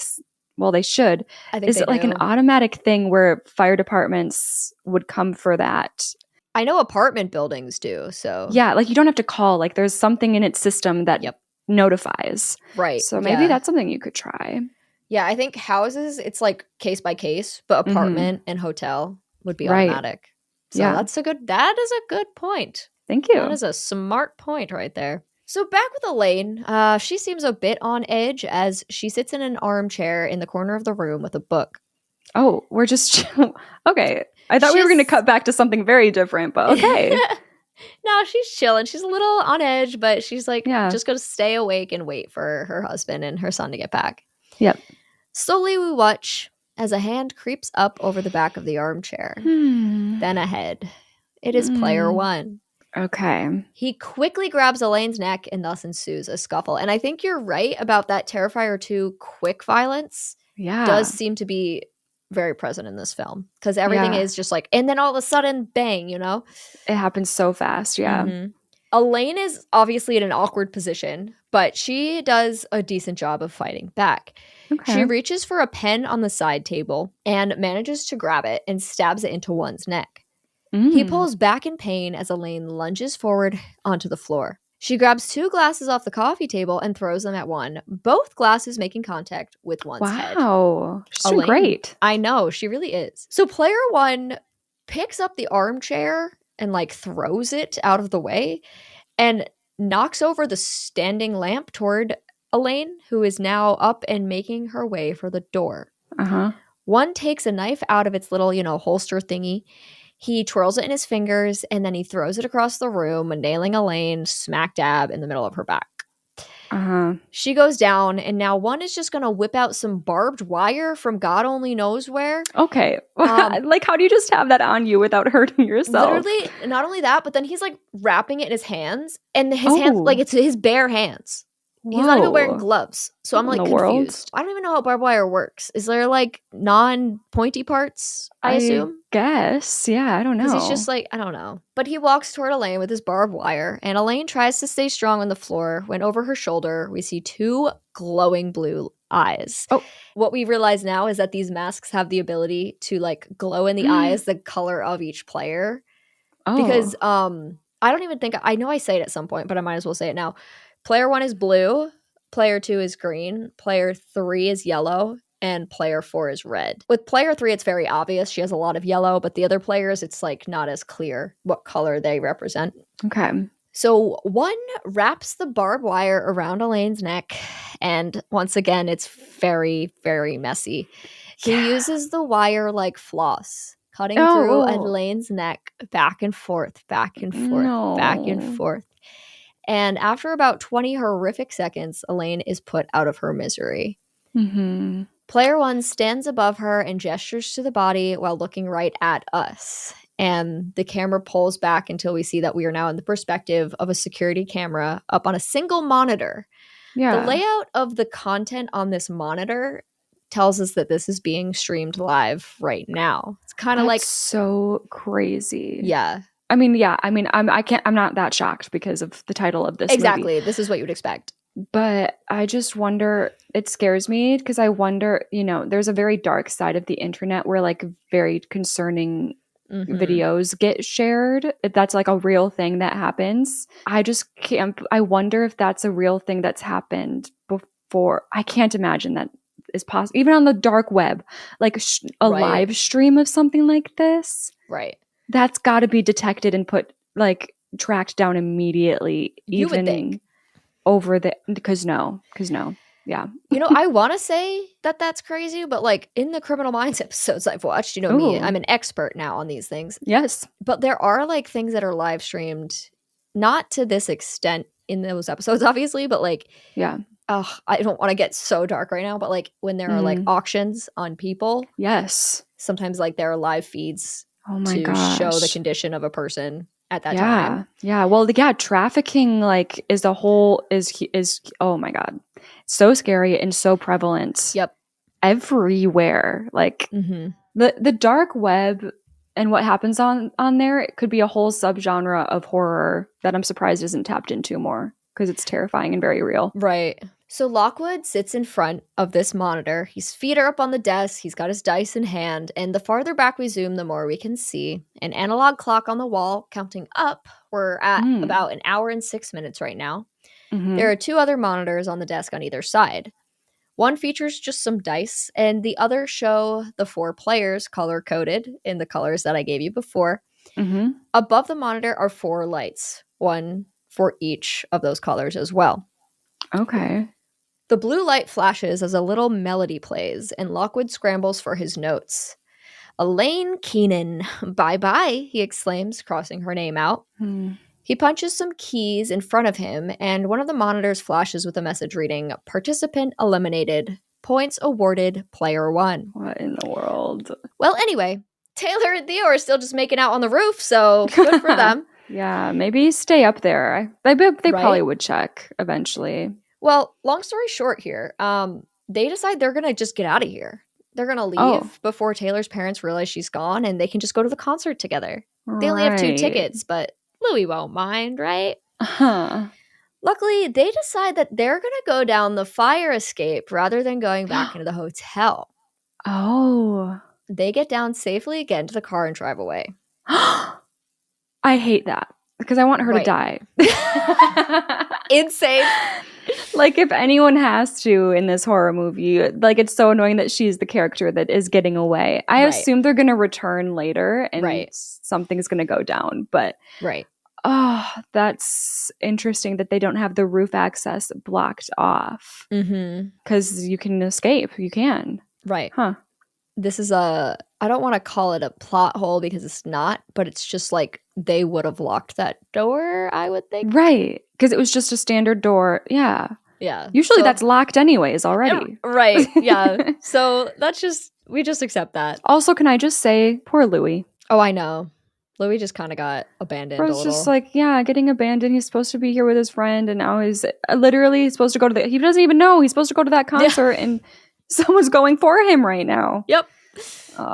So, just a little side note, Roy does go knock on room 207 and nobody answers, but we don't need to worry about that too much. Okay. So Lockwood is in his secret lair area listening to opera music, hanging out with Ozzy, as he calls him, Oswald, the maintenance man from earlier. Yes. Oswald's tied up. He's begging for his life. Lots of the usual, why, and I won't tell anyone. Right. Oswald even offers to help Lockwood in an attempt to save his own life. That would be me. Well, I'd be lying, but I'd be like, well, yes. I would start acting crazy. Like I was just psychotic and be like, I want to help. This has been my lifelong dream. Right? That could work. You know? Yeah. Ugh. So Lockwood's like all set though. He's like, no, that's okay. He places some duct tape over Ozzy's mouth and turns on the nearby GoPro again. I want to show you something, Lockwood says. He pulls out a very cool looking, very unique sort of blade. It's got a nice handle, and the blade is probably about 6 to 8 inches long, and it's twisty, like a corkscrew design. Oh, okay. He shows it off to Oswald, who is not, like, super excited about it. No. And next, Lockwood's going to pull out his poncho. He's going to put on his poncho. Okay. He picks up the blade and just drives it into Ozzy's stomach, twisting it, of course. And once he gets a good stab in there, he moves the blade to his neck, under his jaw at probably like a 75-degree angle. You know, that kind of... Yep. He shoves it on in there, twisting and twisting. And this part's kind of hard to watch. I mean, it all is, but like there are certain things that really get me and stuff with the neck. Like, really freaks me out. Sure. Oswald is fading, but Lockwood still wants to have some more fun. He quickly jams the blade into Ozzy's ear and just wiggles it around in there. Ew. I don't like holes. Like, I do. In horror. Sorry. No. In horror, that's what gets me. Neck is fine, you know? But when it comes to, like, ears and mouth and nostrils and other holes, like, please, no. Please stay away from them. Yeah. But then he pulls the blade out, quickly shouting, "Out of the game, Ozzy," as Oswald goes limp. R.I.P. Oswald. Man. So Roy and Kevin make it back to the hotel room now, and Roy's concerned when he notices that the door is open a couple of inches. He pushes it open and calls out for Elaine. When he pulls his hand back from the door, he sees that his fingers are covered in blood. He tells Kevin to stay put in the doorway while he heads further into the hotel room. He rounds the corner and sees her body on the floor. "Oh my God, Elaine," he lets out. He rushes to her and leans over her lifeless body on the ground, asking her to please wake up. He's shaken, he's crying, a reasonable response to this sight. And Kevin comes around the corner. "Dad?" he calls out. "Kevin, do not come into this room," Roy quickly responds. "Is Mom okay?" Kevin asks softly. Roy again yells at him to stay back, so Kevin retreats. Roy tries to call 911, but his phone showing no service. Now, even though this is all a traumatizing, horrible event for Roy, he's got to try and lock in for Kevin right now, who can tell that something is really wrong. Out in the hall, he hands Kevin his iPad. I don't really know why at this moment. He's like, "Here's your iPad," and tells him that they need to find Taylor. I'm like, okay. Okay, yeah. Suddenly, a hand lands on Roy's shoulder, and he whips around to see David standing there. David asks him what's going on, but Roy explodes at him, telling him to stay away because obviously Roy doesn't know who to trust right now. Right, that's valid, yeah. David tells him to take it easy while he reaches for his wallet. He pulls out a police badge and tells us that he's a retired LAPD officer. This is enough for Roy to trust him, which is often true of people in uniform. Yeah. Another criminal mind. Sorry, I don't mean to bring it up again, but like people of uniform, they talk about that a lot, are trusted by people just because they're wearing a uniform. Yeah, I believe that. Like anyone claiming any type of authority, you just are like, okay, sure. Yeah. Yep. I don't know if I would trust them at a distance. I'd be like, just stand over there. Let's talk about this. Right. I don't know. Right. So Roy gestures to the room, and when David peeks his head in, he sees that Elaine is sitting on the floor. We should go to my room, he says. So they do. When they make it to David's room, they decide that it'll be best to have Kevin stay locked in here with his iPad, have him just, play some video games while they try to figure out what the hell's going on. Okay. David, being an ex-cop and all, means he's got a pistol on him in his luggage. So, okay, W. He pulls out that pistol. He gives Roy a little pep talk telling him that they're going to find his daughter, that everything's going to be all right. Before they head out, Roy stresses to Kevin that he needs to lock the door after they leave, like do all the special other locks, and do not open the door for anyone other than Roy himself. So off they go. But let's have a quick check-in with Taylor and Theo. They're in the car. Theo's driving, Taylor in the passenger seat, and Taylor seems to be having some regrets already. She knows her parents are going to be livid when they wake up and see that she's not in bed, but Theo assures her that it's all going to be worth it. Anyway, Roy and David have found their way into the resort's central courtyard. It's got a couple of pools, some string lights. It's a vibe in there. Now, David fills Roy in on a recent-ish situation that happened in Glendale that feels eerily similar to this. People were trapped in an apartment building and slaughtered one by one. It was some kind of competition, to his knowledge. There had appeared to be no motive, and each instance, as he calls it, was more creative than the last. Next thing we know, a set of double doors burst open, and Howard comes barreling through with a bottle of vodka in his hand. What the hell is going on around here? He yells, clearly drunk. Then he just starts rambling. I got news for you guys. We are fucked. I can't open any fucking doors. I've thrown chairs at it. I've thrown sofas at it. There's no way to get the fuck out of here. Honestly, Howard is like the highlight of this movie to me. He's so funny. Yeah. He's thinking whether he's saying what we're all thinking. Exactly. Yeah. Roy and David just roll their eyes like this is for real the last thing that they need right now. Hold on. I got to get my wife, Howard says. Donna! Donna! Okay, so Donna actually does appear for the back patio of one of the first floor rooms. She is over Howard right now. Howard is just excited to see her. Donna, where have you been, Donna? We are fucked, Donna. Donna's like, oh my God, Howard, you're embarrassing me right now. Get back in this room right now. As Donna and Howard argue back and forth across the courtyard, a little chime plays over the loudspeaker. It's Lockwood's voice we hear. Good evening, ladies and gentlemen. I'm sure you're all wondering, what is going on? Luckily, you have me here to fill you in. Tonight, we are running a game of sorts. A game that each of you have unknowingly signed up for when checking into this fine establishment. A couple other people emerge from their rooms now after hearing this commotion. One is the woman whose door we knocked on earlier, and then there's just this random guy who we haven't seen before. Lockwood continues.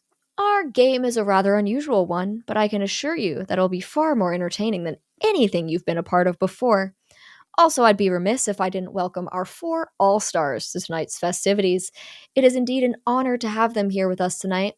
Warm-ups are over, ladies and gents. Let's play ball. Oh my God. This not even started.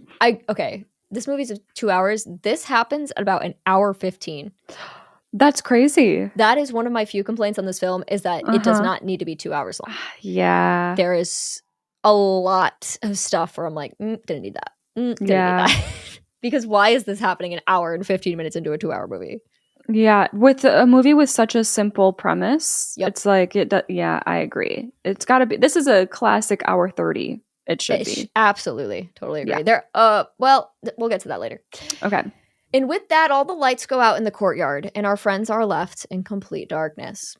We hear a scream from Donna's direction, and then hear Howard call out for her. The lights come back on. Roy and David look over to see Donna in rough shape. What exactly happened to her? Couldn't tell you. But her head is like shoved through the bars of the patio fence, and a good chunk of her neck and like face is missing. Oh my God. I don't know what happened there, but it's so fast. It was fast. And Howard, he hangs from a light post. One of the extension poles, like, you know how like some light posts have like a pole out the side? Oh, yeah. Kind of like a diamond shape or a triangle shape situation. Yes. He's just like pierced. That's like shoved through the back of his head and into his mouth, and he's just what hanging the hell? there. Okay. Yeah. His midsection's also like ripped to shreds too, and he's not dead yet. It's just it's all good fun. It's all really fun. Oh my god. Yeah. When Roy and David turn around, both players 1 and 4 stand staring at them. 1 goes for Roy and another woman, while 4 goes for David and a random man. This random man is screaming for David to shoot them because remember, David is holding a gun, but for whatever reason, like he just won't shoot. Whoa, okay. He's holding the gun out in front of him, but he won't shoot.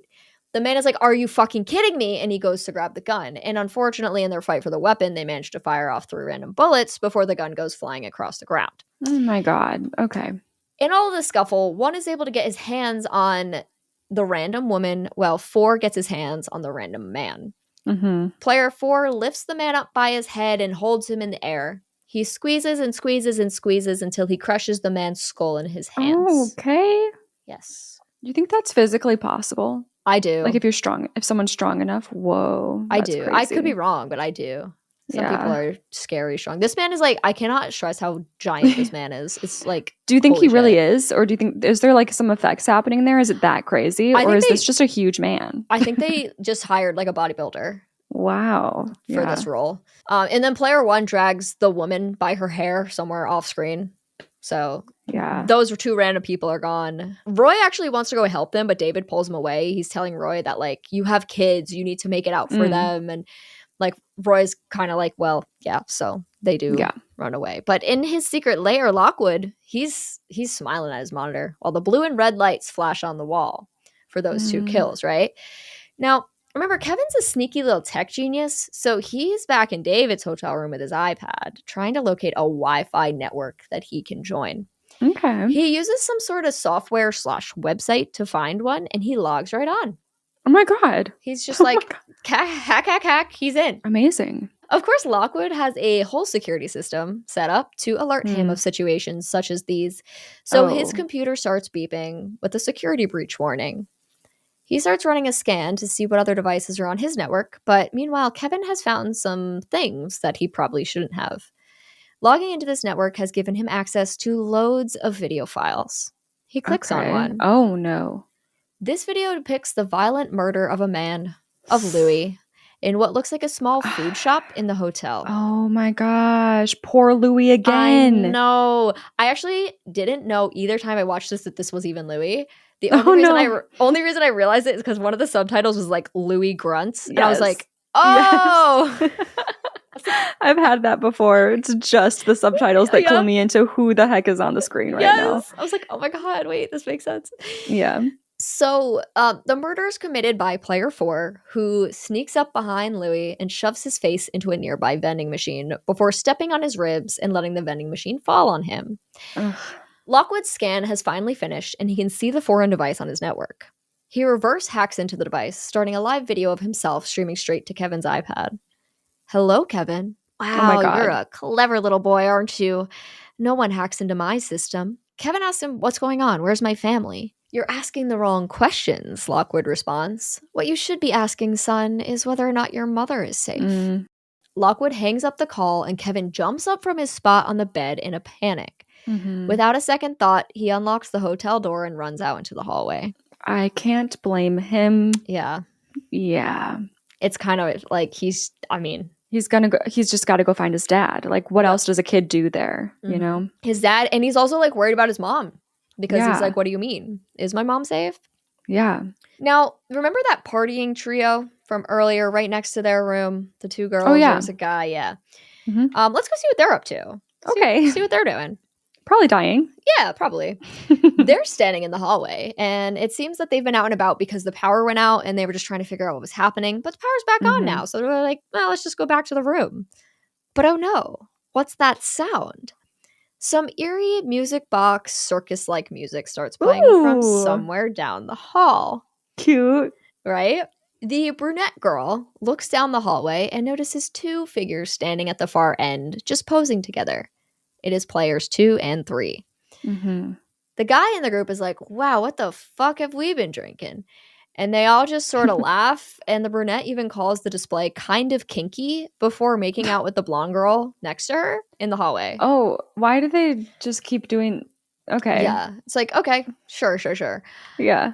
Well, suddenly the lights down this entire hallway start flashing different colors, like party vibes. Fun. So fun. I'm sure they're loving that. They're just like not concerned, and they're like, oh my God, vibe. Yeah. Well, no, okay, with these lights, 2 and 3 start fully skipping down the hallway hand in hand. And oh my gosh. their eyes are glowing the appropriate colors now too on their masks. Yeah. Now the group's like a little put off. But A instead little. of they're like, oh, this is a little weird. But instead of like trying to use the staircase door that's so clearly right behind them or running down the hall to the right that is also just wide open, they just stand there staring at the players as they make their way down the hall. Okay. The lights cut to black and everything goes silent. When the lights come back up, of course, 2 and 3 stand right in our faces and the faces of the trio. They jump back and scream while 2 and 3 give us a large bow for their performance. Mm-hmm. Player 2 turns the key on the little music box he holds in his hands and places it on the ground. As the music plays, he does a little pirouette of sorts before revealing that he's got 2 blades between his fingers. Think Wolverine style, kind of like a claw sort of situation. The blonde girl now decides to run down the hallway to the right, but player 3 blocks her path by stabbing her in the stomach. Yeah. Blood immediately pours out of her mouth as she falls to the ground. Player 2 whacks the boy across the face while the brunette runs to the blonde. She starts trying to drag the blonde down the hall, but like, girl, it's too late for her. You need to go. Mm-hmm. And she's basically trying to drag a corpse down the hall at this point. Like the blonde girl, she's gone. Yeah. And eventually she does come to this conclusion and she takes off running. And player 3 stares her down as she runs away but doesn't chase her. She joins player 2, who has the boy pinned to a door now, holding the blades to his throat. The boy begs for his life while the 2 players taunt and tease him with their knives. They're going to put their knives down for a moment and retrieve a hammer and nails from their belts. Okay. Yes, they nail the boy's hands to the door so that he cannot run. Yeah. Player 3 then rips open the boy's button-up shirt so player 2 can use his Wolverine claw to swipe once down the boy's chest vertically and then across horizontally. Do you see what he may have done just now? A crucifixion. Oh. Tic-tac-toe. Oh. I thought he was turning him into a cross and also hanging him on the cross that was himself. Okay, that would work. But okay, tic-tac-toe. That's okay. Yeah. That's, I guess, more fun. That a little, yeah. Yeah. Player 2 is going to be X's and player 3 will be O's. Okay. The players take turns back and forth carving their game pieces into the boy's chest with a blade. Honestly, I don't know why this is where my brain went, but I'm like, which one's more painful, the X or the O? I want to say O. It's got to be O because of the curve. Right. I would think that would hurt more. It's like twisting your skin more. Oh, true. Ew, okay. I don't know why. Like, that was the first thing I thought of. I was like, which one would hurt more? Yeah. We need help. We do. So before we can find out who the winner is, we need to see where that brunette girl ran off to. Right. Well, she's in a stairwell making her way downstairs when she runs into Kevin. They're both in panic mode. Kevin is saying they need to go upstairs and find his mom, but the girl's like, no, we can't go back up there, trust me. Mm-hmm. As they turn to go down, player 1 appears on the landing below them. Oh no. I want Kevin to be okay. That's all I care about. So up they go, back upstairs. They make it to what seems to be a different floor from where the girl was before, but the lights are doing the party flash in here as well. And the girl starts banging on doors, screaming for help, as player 1 does like a semi-speed walk after them, like kind of nonchalant. God forbid he run. So, of course, no one's opening up any of these doors. No one's around. They keep running. So, anyway, who won that game of tic-tac-toe? Player 2 did, of course. He carves his last X in to get his diagonal 3 in a row for the victory. Yeah. The boy is still alive, by the way, and player 2 has to be sure to mark his victory as well, so he, drags his blade through to mark the X's all the way through.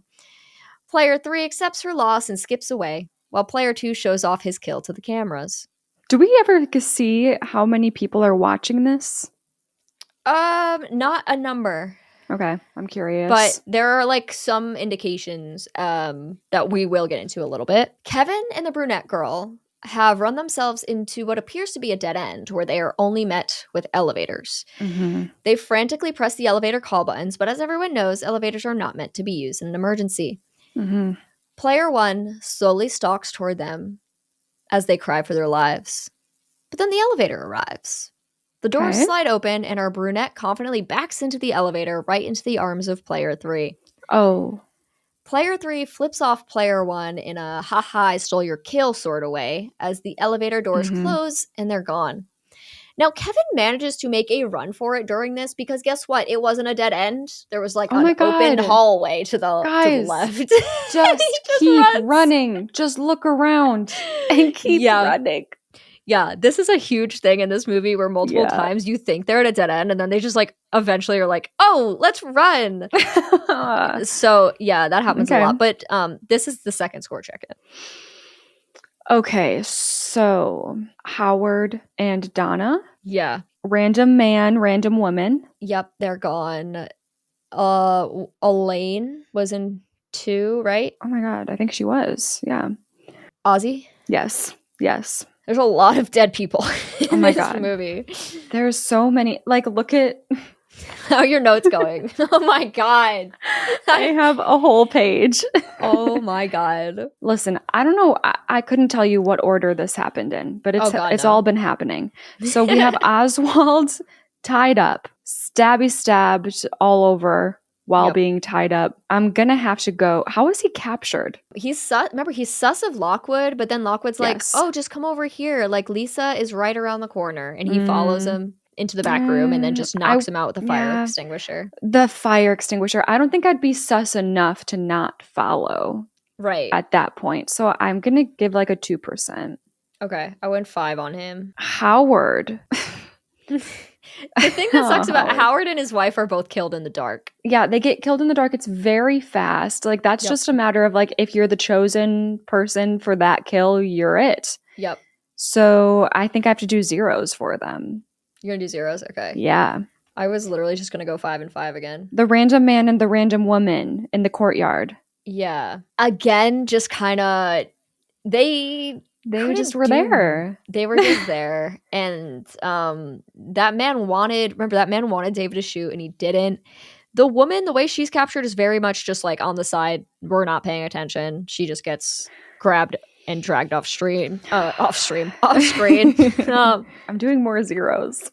Yeah. For those two. You gotta. I'm going to hold my 5s just because I'm going to give that extra. Be consistent. That extra space there. But then I think the most interesting conversation for this act is Elaine. Yeah, she did good. I think the one question I wanted to ask you was, if you heard that door open and you went to look and it was wide open and it's not your husband and your child, are you going back into the room or are you leaving the room? Oh.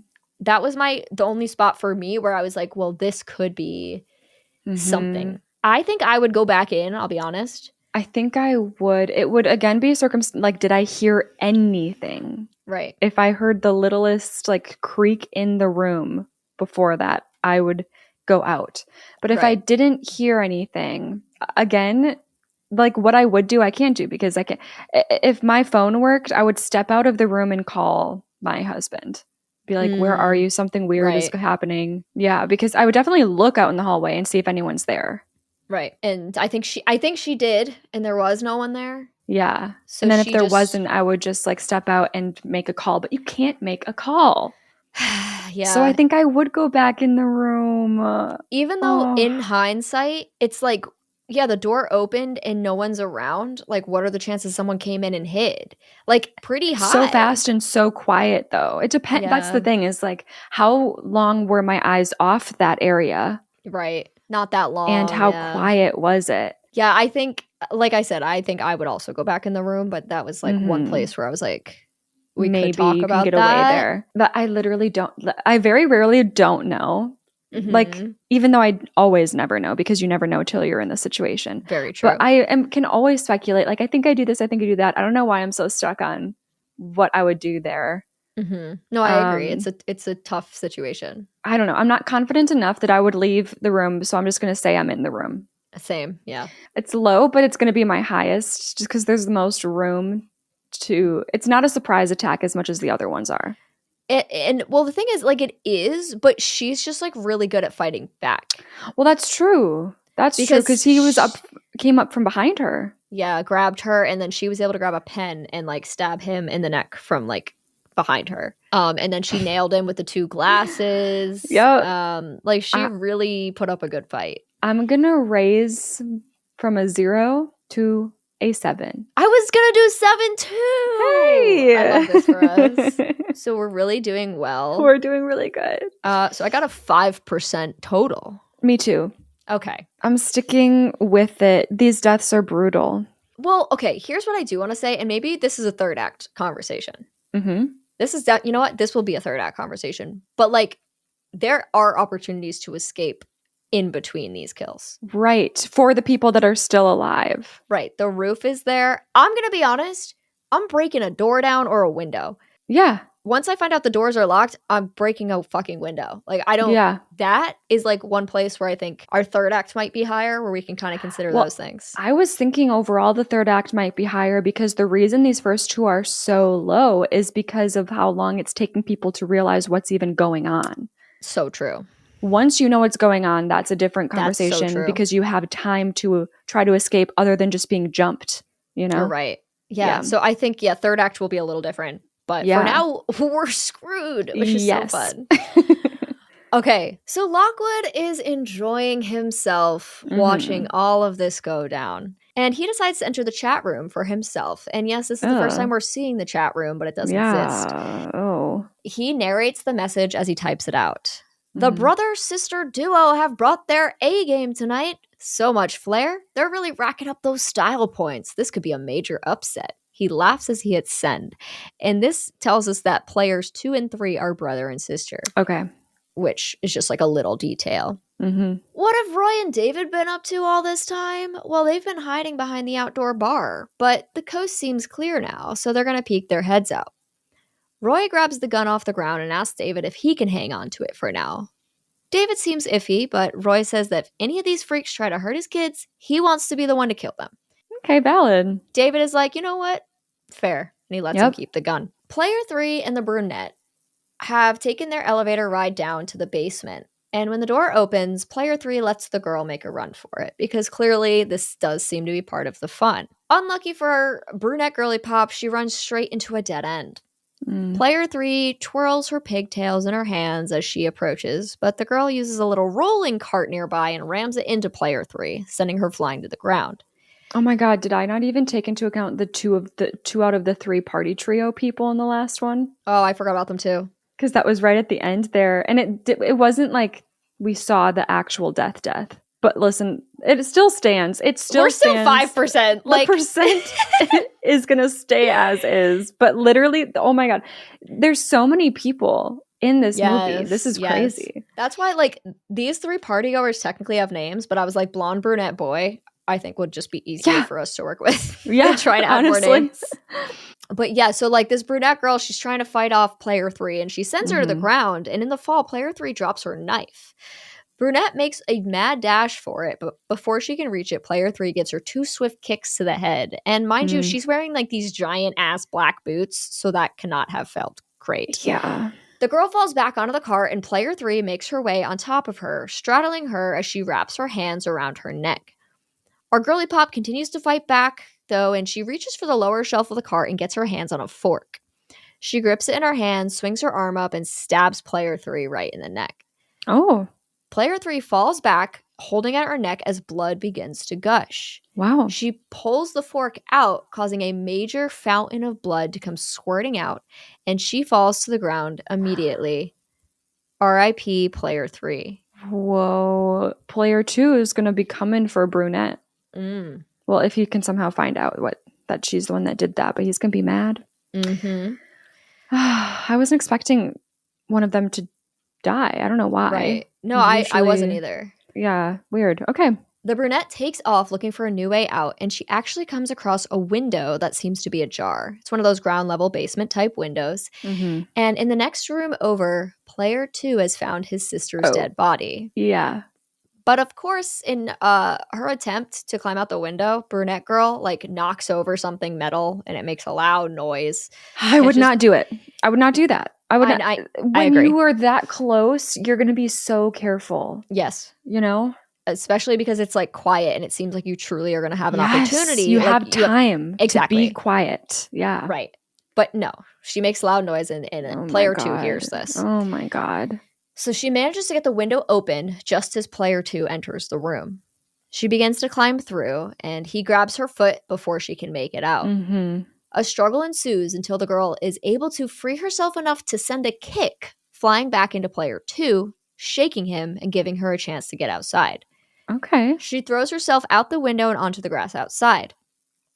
Player 2 stares at her through the window before just turning away. Now listen, I know she's tired. I get that she's been through a lot, but tell me why she just rolls over and like lays on the ground. No, I don't care. You can't even, the adrenaline wouldn't let you be tired right now. Right. You'd be running miles and miles. You're running across the country. Exactly. No, you're so right. I'm like, there's no way, especially because you see him turn. Where do you think he's going? Yeah. She takes a breath of relief, but it's not even really what we think. She looks up and the plague doctor is standing over her with a shovel.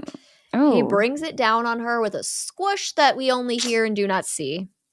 She really did put up a fight until that last moment. Man. So, okay. She did pretty well. I'll give that to her. Yeah. Just that last The fork was great. Fork was great. Roy and David go back to David's room where they're going to discover that Kevin is gone. Mm-hmm. Roy runs out of the room quickly, calling for Kevin while David follows behind. And we're going to watch them leave the room, and we're going to hold on that door for a few seconds before it bursts back open, David's body flying through the air.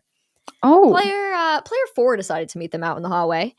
He pushes Roy into the room and starts swinging a pipe around. He's got like a big old pipe, and he's swinging it around, and there's a bit of a fight. But again, player 4 is huge and strong as fuck, so he gets the pipe around Roy's neck and begins to squeeze. Mm-hmm. Roy has no chance of winning here, but lucky for us, we've got David.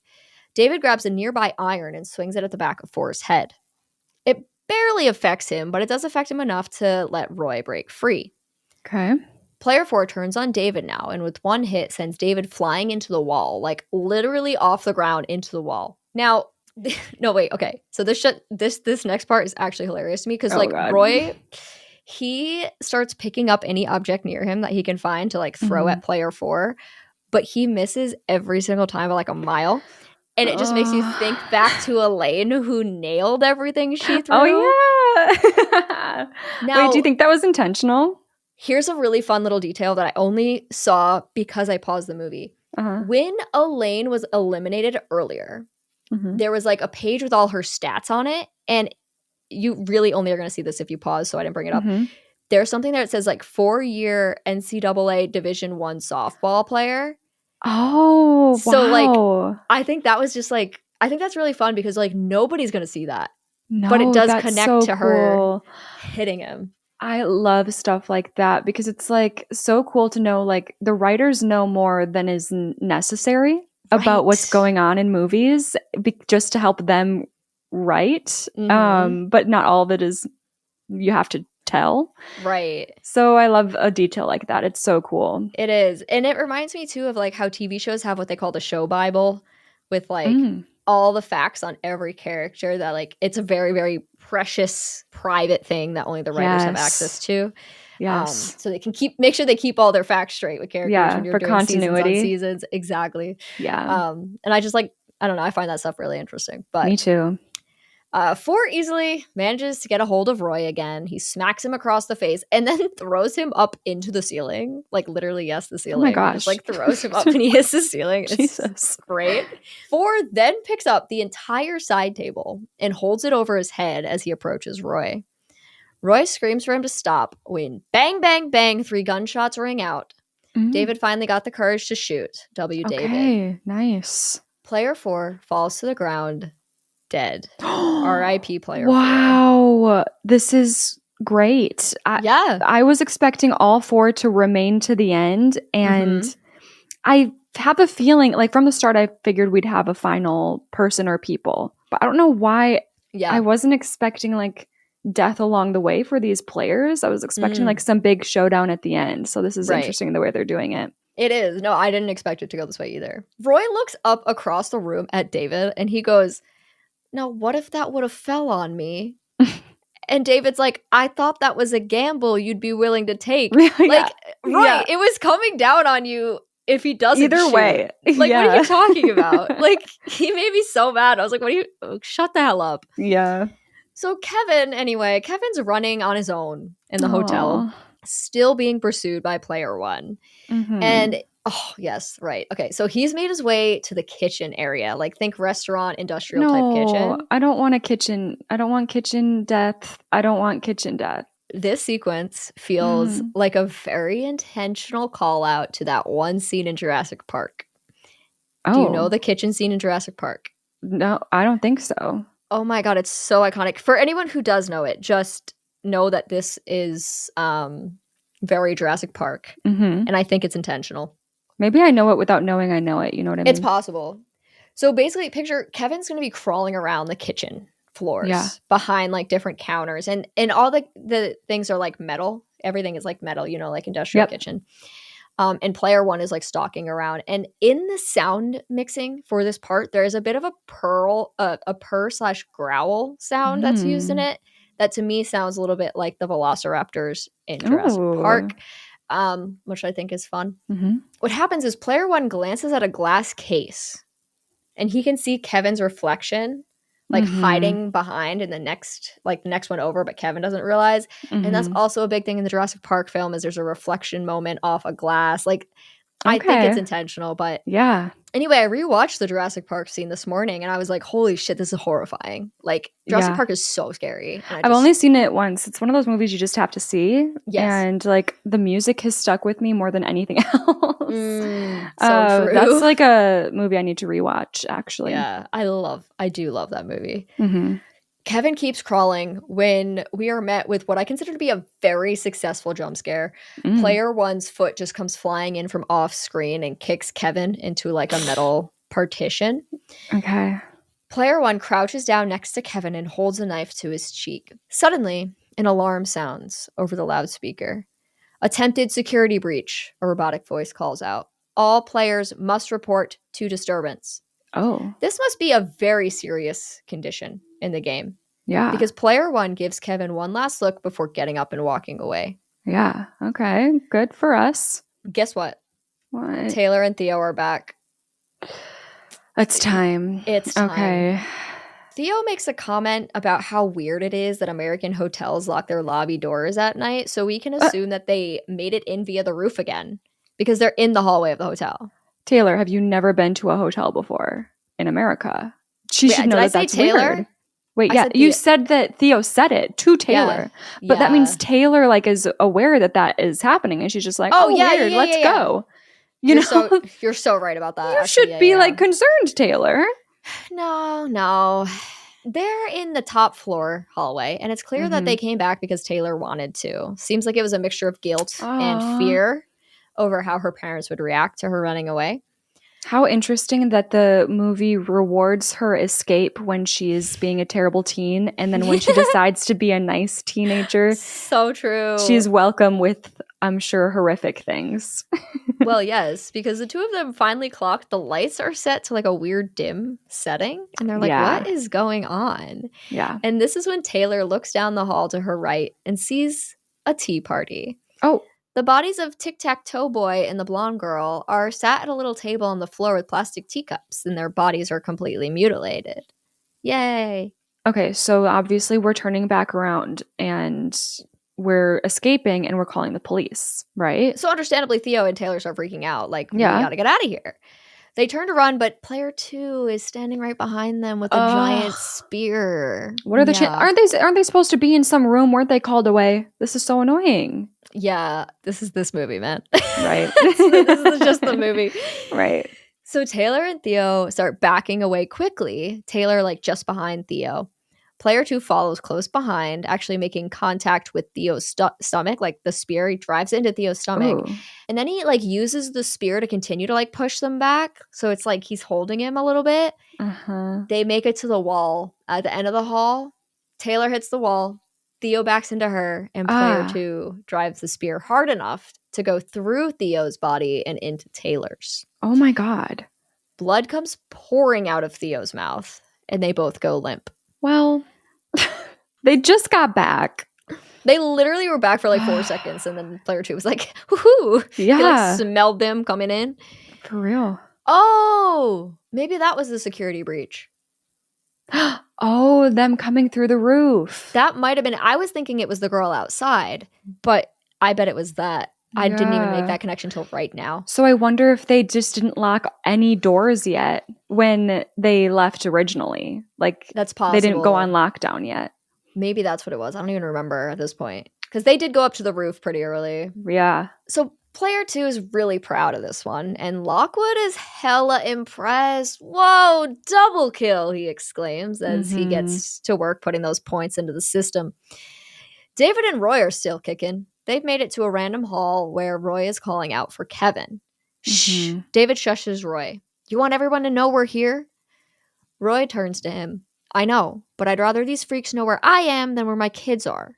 Okay. Kind of valid. Risky move, because you also need to stay alive to rescue your kid. Right. So I see it, but I also am like, maybe just be quiet. Yeah. Behind him, player 1 walks into frame. David can see him.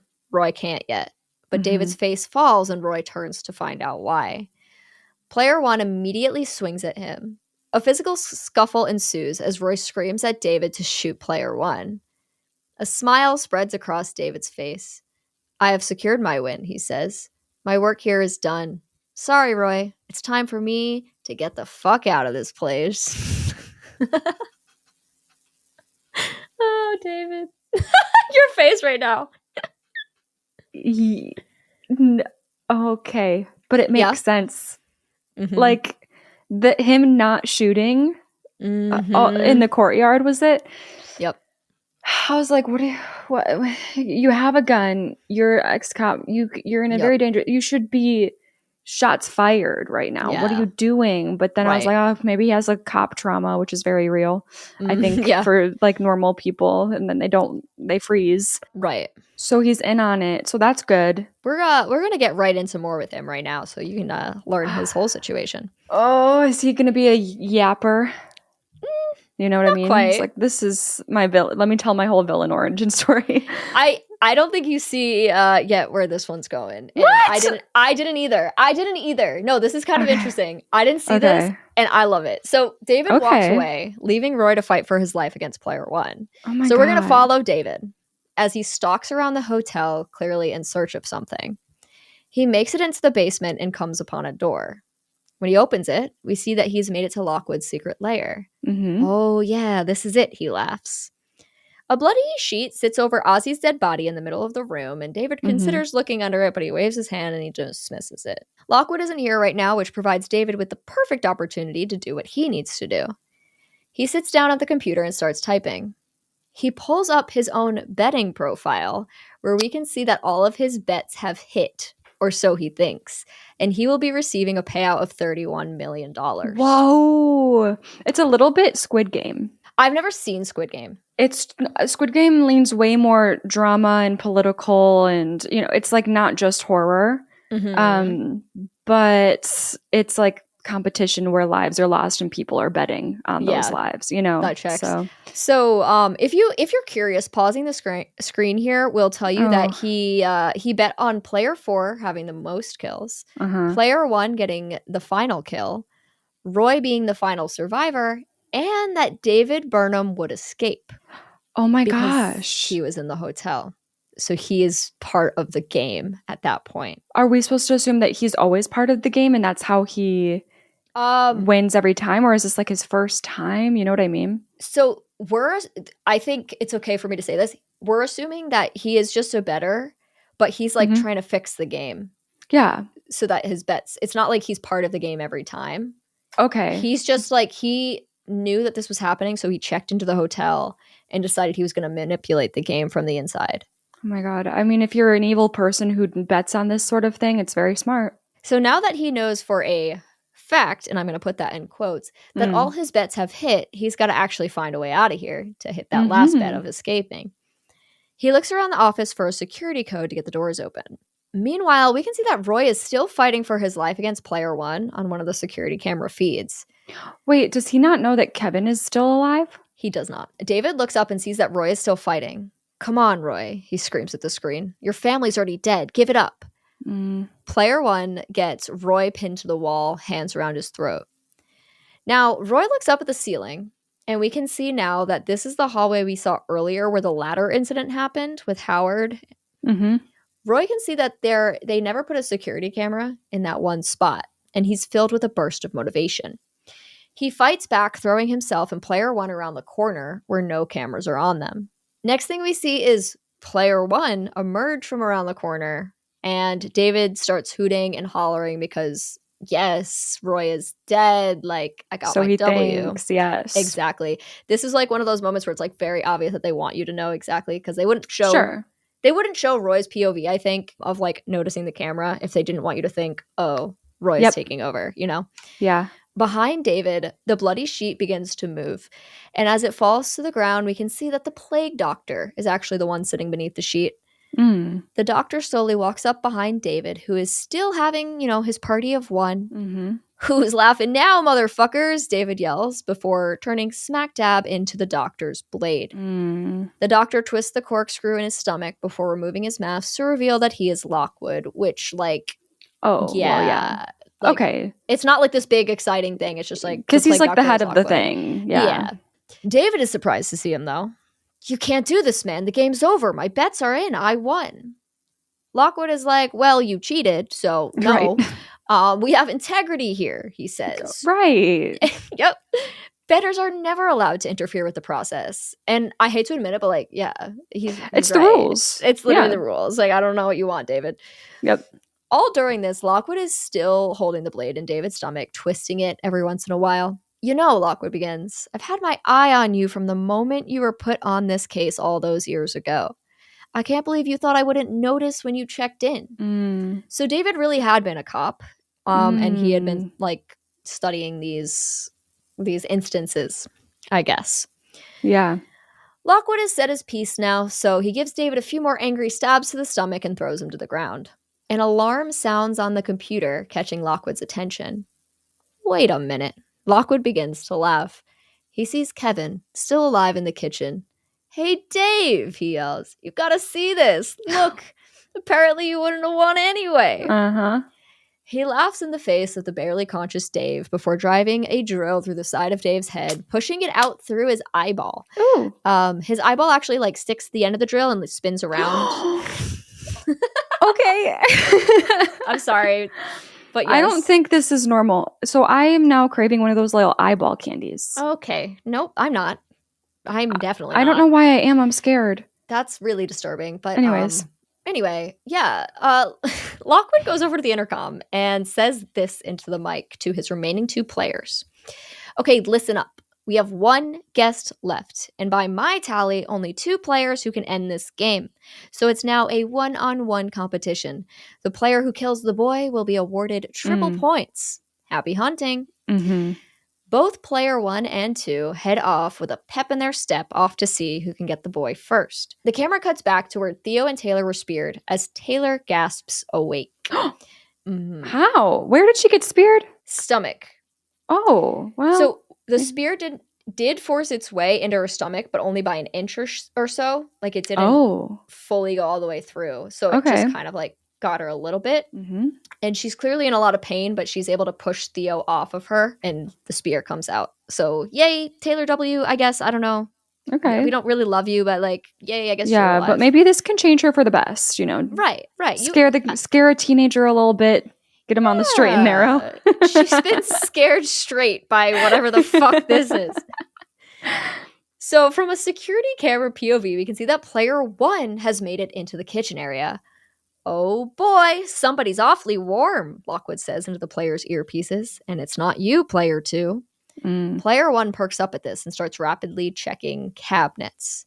Kevin suddenly bursts out of one screaming for help, and Player 1 grabs Kevin, pulls him to the corner where they can barely be seen on the cams. Shh. Player 1 calms Kevin and pulls off his mask. Of course, yes, it's Roy. Oh, yeah. Okay, right. Smart. Right. Kevin is met with instant relief, and Roy tells him that they're gonna get out of here, but he needs Kevin to be a big boy. While the two of them are crouched in the corner, Player 2 dramatically bursts open the kitchen doors and frolics on into the room. And Roy turns to Kevin and asks, "How long can you hold your breath? I need you to play dead. Can you do that for me?" Ooh. Kevin nods, and Roy pulls his mask back down and picks Kevin up, cradling his limp body in his arms. He walks toward Player 2, and when Player 2 catches sight of them, he dramatically mimes his disappointment. Yeah. Roy slowly walks past him and makes his way for the kitchen doors. But Lockwood has made a shocking revelation. He rewound the footage, and for a brief moment, when Roy had turned toward the door earlier, you could see his face. So Lockwood knows. Yeah. Into their earpieces, he goes again. Player 2! Player 1 is a fake! Kill them both! Yeah. Player 2 perks up at this command. He's like, oh, hell yeah! Like, let's go. So Roy and Player 2 turn to face each other simultaneously, and as Roy swings around, he uses Kevin's feet to, like, knock Player 2 over. Okay. Player 2 falls into the counter next to a bucket of salt, where he reaches in, grabs a handful, and chucks it at Roy, getting it in his eyes, nose, and mouth. I believe this is a Terrifier 2 call out. Also, oh, sure. Because the salt is such a big part of Terrifier 2. Yes. Unfortunately. Very unfortunately. Yeah.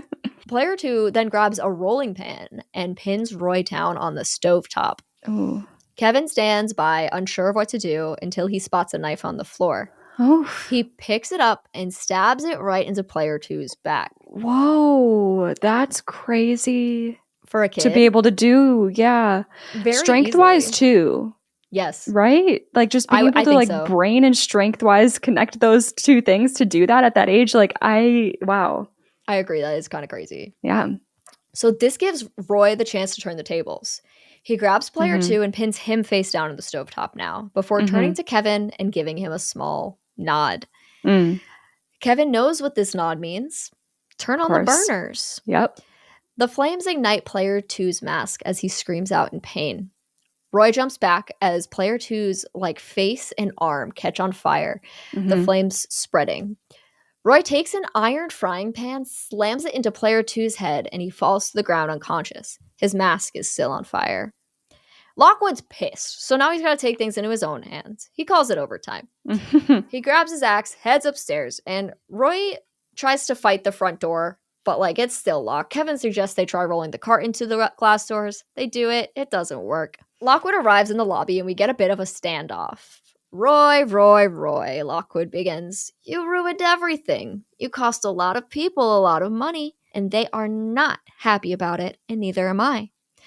Roy is like, just let us leave. And of course, Lockwood's like, no, not gonna happen. He reveals the cameras to Roy as he starts swinging his axe around and like doing his whole like, this is the game, this is the, like he's yapping. Yep. Roy's like, what is wrong with you? This isn't a game. These are people's lives. But Lockwood's like, no. It's just the oldest sport in the book. It's in our nature. Lockwood gets Roy backed into a wall and taunts him with his dead wife and what Lockwood believes to be his dead, hot daughter. Lockwood takes one big swing at Roy, who ducks it and tackles Lockwood to the ground. Roy starts landing punch after punch after punch into Lockwood's face, blood splattering everywhere. Lockwood goes limp, and Roy runs over to Kevin, kneeling in front of him on the ground. Dad, are you okay? Kevin asks. Yeah, buddy, I'm okay. They share a hug as Roy tells Kevin how proud of him he is, how brave he is. But then we get a slow, creeping camera POV from behind Roy. What do you say we go home? Roy says to Kevin, who nods, just before a spear pierces Roy from behind. He falls forward, revealing Taylor holding the spear behind him. Train. There's a train. Not now. Oh, what are you? Oh, she's an idiot. That's why she came back inside. Wait, what? Why did she leave? What's going on? Okay, she runs to Kevin to comfort him. But Kevin's like, no. Yeah. This is when Taylor looks to the man she just speared. The man who she thought from behind was player one. Oh no, he's still wearing that. She can now see that it's her dad. Oh my God. Yeah. Okay. I thought she was about to be in on everything. No. See, I thought that's where your brain was about to go. So I was like, no, let me stop this train of thought. Yeah. Oh my God. Yeah, no, I was about to spiral. I was about to spiral hard. But yeah, she's horrified and she grabs her dad and holds him and is like, you're okay. You're okay. Is he dead? It He's really dead. Doesn't seem like Roy is okay. Yeah. Well, he's not quite dead. He says to her, you were just looking out for your brother. Mm-hmm. Taylor begs him to stay with her. Take good care of each other, Roy says to his kids. Mm. I love you. Those are his final words. Oh. I'm not going to lie. This movie's silly goofy, but both the parents' deaths are really fucking sad. Yeah. Like the mom and it's so like, oh. Well, I think they set up like that relationship and just them as parents really well. And that's probably why. Man. So Taylor sobs and apologizes as she lays her father's head down on the ground. Now who appears behind them? Freaking Lockwood isn't dead yet. Like, are you kidding me? Like, just die, bro. Please. He grabs Taylor, pins her against the wall where her dad had been backed into earlier, and luckily Lockwood's a bit weak, and Taylor catches a glimpse of the axe still buried in the wall from Lockwood's failed swing. Mm-hmm. The house always wins, bitch, Lockwood says as Taylor eyes the axe. She gives Lockwood a good old knee to the balls, and when he falls to the ground, she grabs the axe. No more bets, she says, before swinging the axe at Lockwood, completely beheading him. Whoa! Like, his head flies across the room. Blood, like, very comically spurts out of his neck hole. It's great. Yeah. Do kind of love it. That's great. I was going to say, where did that come from? But I think when, you just are accidentally killed your dad, you probably have a little bit of fire in you. That's true. Yeah. Yeah, that's actually a good point. Honestly, thank God. I was getting real tired of that man. Yeah. So he's actually dead now, which is lovely. Hooray. So police sirens sound as we see them flashing and we fade to sometime later outside the hotel. It's morning. Mm-hmm. Taylor and Kevin sit on the back ledge of an ambulance wrapped in blankets as a detective speaks with them. He apologizes for what they had to go through that night. Tells them that their father's a hero. They are too. Detective. What about their mom? Sorry. Oh, so true. Actually, that's so true. Right? He did not bring up the mom. Okay. Well, he does say you all were, but like, he doesn't specify her. Mom. Yeah. She was the softball champion, okay? She was! So proud of her for that. Yeah. Detective, a voice calls off screen. When we look over, we can see that player 2 is being wheeled out on a stretcher. I didn't cross him out yet. Yep. I wasn't sure. Okay. With burns on his face, but he's still alive. Yeah. An EMT brings a couple coffees over to Taylor and Kevin. Actually, it's probably water for Kevin if I think about that. Yeah. He tells him that if they need anything else, just let him know. As he walks away, the EMT looks down at his phone where his screen reads, "Big win, odds boost. The kids survive." He smiles. We get a random shot of a man in a suit in a helicopter. He's looking at the same site, but his view is in admin mode. He presses a button on his screen and we cut back to that EMT. The EMT's phone receives a pop-up stating that a new game will be starting soon. The screen fades to black but opens back up on a car in a pretty empty lot outside a hospital. This movie never ends, by the way. I see. It has the and then syndrome that we've been running into lately. Yes, it really, really does. But I don't mind this one. No, it's fun. You'll see. So, okay. Screen fades to black. Opens back up on a car in a pretty empty lot outside a hospital. A chauffeur sits in the driver's seat. Shift change in 5 minutes, he says to an unseen man in the passenger seat. Everything's on schedule, sir. Good. Let's keep it that way, the voice replies. And before we even cut to him, we know exactly who this man is. One of the most identifiable voices in all of horror. No, it's Tony Todd. It's fucking Tony Todd. Like, tell me how this movie got Tony Todd. I don't know. He's always so down for just a cameo too. He is. I'm just like, wait, we cut over. Like, this is like at the end of the movie. And they're just like, Tony Todd. And I'm like, yeah. Okay. I would say this is such random casting, and it is, but this character is about to deliver a long-ass monologue. So it kind of makes sense why Tony Todd would do it, right? Yeah. The chauffeur exits the car, and Tony Todd turns to face the back seat. He turns on a camera. From the camera feed, we can see that this camera feed is labeled as Lockwood Car Camera 1. Tony's going to talk to us now. Just imagine this in his voice, not mine. Thank you. Okay. Well, that was really exciting, wasn't it? Best form of entertainment that money can buy. Roy really did put up quite a fight. It's a shame we won't be able to have him around for the encore. But no worries, I have something truly extraordinary in store for you. I've always found hospitals to be particularly depressing. I say we do something about that.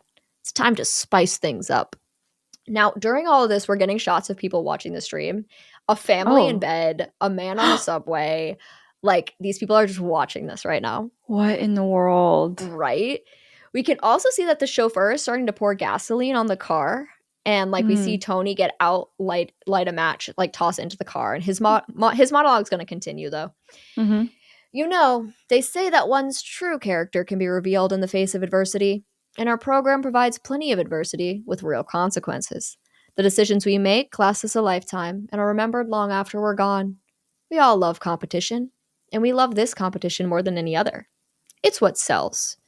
Zooming out from a TV showing this stream, we can see that this is being shown on a large screen at what appears to be a very fancy party. It's like a lot of wealthy people all like watching this together. Of course. It's always that makes more, it's more shocking to me, like the little subway scene, like some random guy in a subway. This, like the wealthy people getting together to do black market shit. Well, yes. Well, yes, exactly. No, like it's giving that scene in Get Out, like the freaking auction scene. Yeah. He continues, this game will be the first of its kind, and we are providing ringside seats with unprecedented access and all the comforts of home. We are all sullen survivors scratching for a way to get home, sometimes hiding in the shadows waiting for our golden moment. Tony Todd, aka Lockwood as we know him now, walks away from the car on fire in slow motion as he pulls a plague doctor mask out of his bag. So the idea here is that he's the next Lockwood. The next, sure. Mm-hmm. Okay. They just all call themselves Lockwood just for fun. Yeah. Okay. Men and women, old and young, who's to say whose life is more valuable? I say, let the struggle begin. Or should I say, let it continue? Mm-hmm. The movie ends, sort of. Okay. There's a post-credit scene, because of course there is. I'm going to summarize this one really, really quick for you. Yeah. The credits land upon a security camera in a movie theater where people are being brutally murdered, and we cut to another man smashing a bat into someone's head in the theater, and a voice comes from off-screen that says, "Oh, nicely done." Another extremely recognizable voice. Oh. Tim fucking Curry. No, I don't even know who this is. You don't know who Tim Curry is? I don't know. Who is he? Pennywise, It 1990. Oh, well, haven't seen that yet. But I didn't know that was him. What's it fucking called? Rocky Horror Picture Show.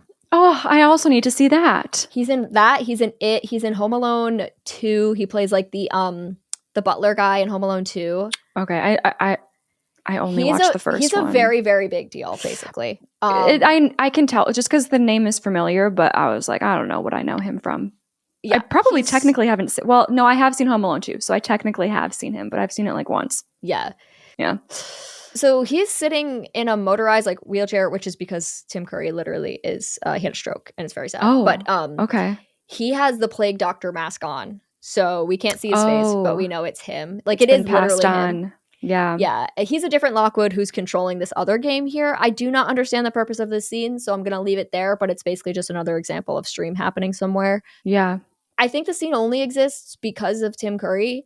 To do this post-credit scene. Also, I would like to say one of the versions of the movie poster has Tim Curry's face on it. Oh, which is insane because he has one post-credit scene. Yeah, insane. But yeah, that is the end of the movie. The never-ending movie. Again, not a 2-hour film. Doesn't need to be. But yeah. Other than that, I love this movie. No, this is very fun. I really love like a one location. Yep. We both love that. Absolutely nails that. Yep. But are we supposed to assume that Kevin and Taylor are just going to end up dead in the hospital? They're like, well, the encore at the hospital, and they're clearly going to go to the hospital, right? So I don't know if it's supposed to be the same location, honestly, but I will say there is a sequel in the works. So what exactly they do with that, whether or not they bring them back, I didn't assume that they were going to die, but like I think, you know, David Howard Thornton's character does live, so I think player 2 will be back, and yeah, I'm not really sure. I think the idea was to have Tony Todd, but obviously, unfortunately, he passed away. Yeah. But I think that was like the idea for the sequel, so I'm not sure what they're planning. Okay. Now I have to try to go through all these deaths. There's like 100 people that die in this movie. Yes. So. No, overall, it was really fun. Really, I like a tech horror. Yeah. I want us to do more of that. Okay, so deaths. The brunette. The window. The window. Yeah. I want to literally give myself... Well, the thing is that Lockwood was waiting for her out there. Like, he was ready to, you know? Exactly. And that's why I say, like, I'm mad at her, but she was going to die either way. Yeah, I'm going to still go higher. I'm going to give myself a 40 there. Because I think there's room to escape, because if she stayed quiet and stayed stealthy and quick and got through that window, and it's just Lockwood out there, like it's not like a whole team, I think I would have not made noise and I could have gotten out that window, and it's a matter of like, can I outrun Lockwood? Which you should be able to, because he's like an older man too. Oh, he's played by a major actor. Oh. He is played by a man named Jeffrey Combs. I don't know if he's like this massive actor, but he's in about a million different things. He's one of those guys that's like in everything. Sure. His top things come up as like some Star Trek stuff, the movie Would You Rather, and Reanimator, which I know is a big franchise. Oh, I've not even heard of Reanimator. It's from the 80s. Okay. So, yeah. We lost David. We did. David's an interesting case. I know, because it's like, we aren't David, you know? Yeah. We're not David. So I'm going to take that into account with his character. Oh, you should. But for that, I'm going to give myself a baseline 50. I think that's fair. If I do not identify with if I'm not that character, I'm going to start off at 50. And I'm not going to go below that. That's fair. But his death, I mean, it's brutal. It's like you're screwed. It's another you're screwed. So I'm going to give myself like a 60%, which is technically a 10%. Got you. You know, but 60. Okay. Theo. Yeah. Theo, I'm going to give myself a, you could have ran. You could have just kept running. So I'll give myself a 5%. Okay. There. And then it comes down to Roy, which it's very smart. I would like to think I'd do the same thing where I like pretend to be a player and he but does then well. That is why he dies. Yeah. So I don't have a high percentage with him. No, I'm going to go 10. My final act came out to a 29.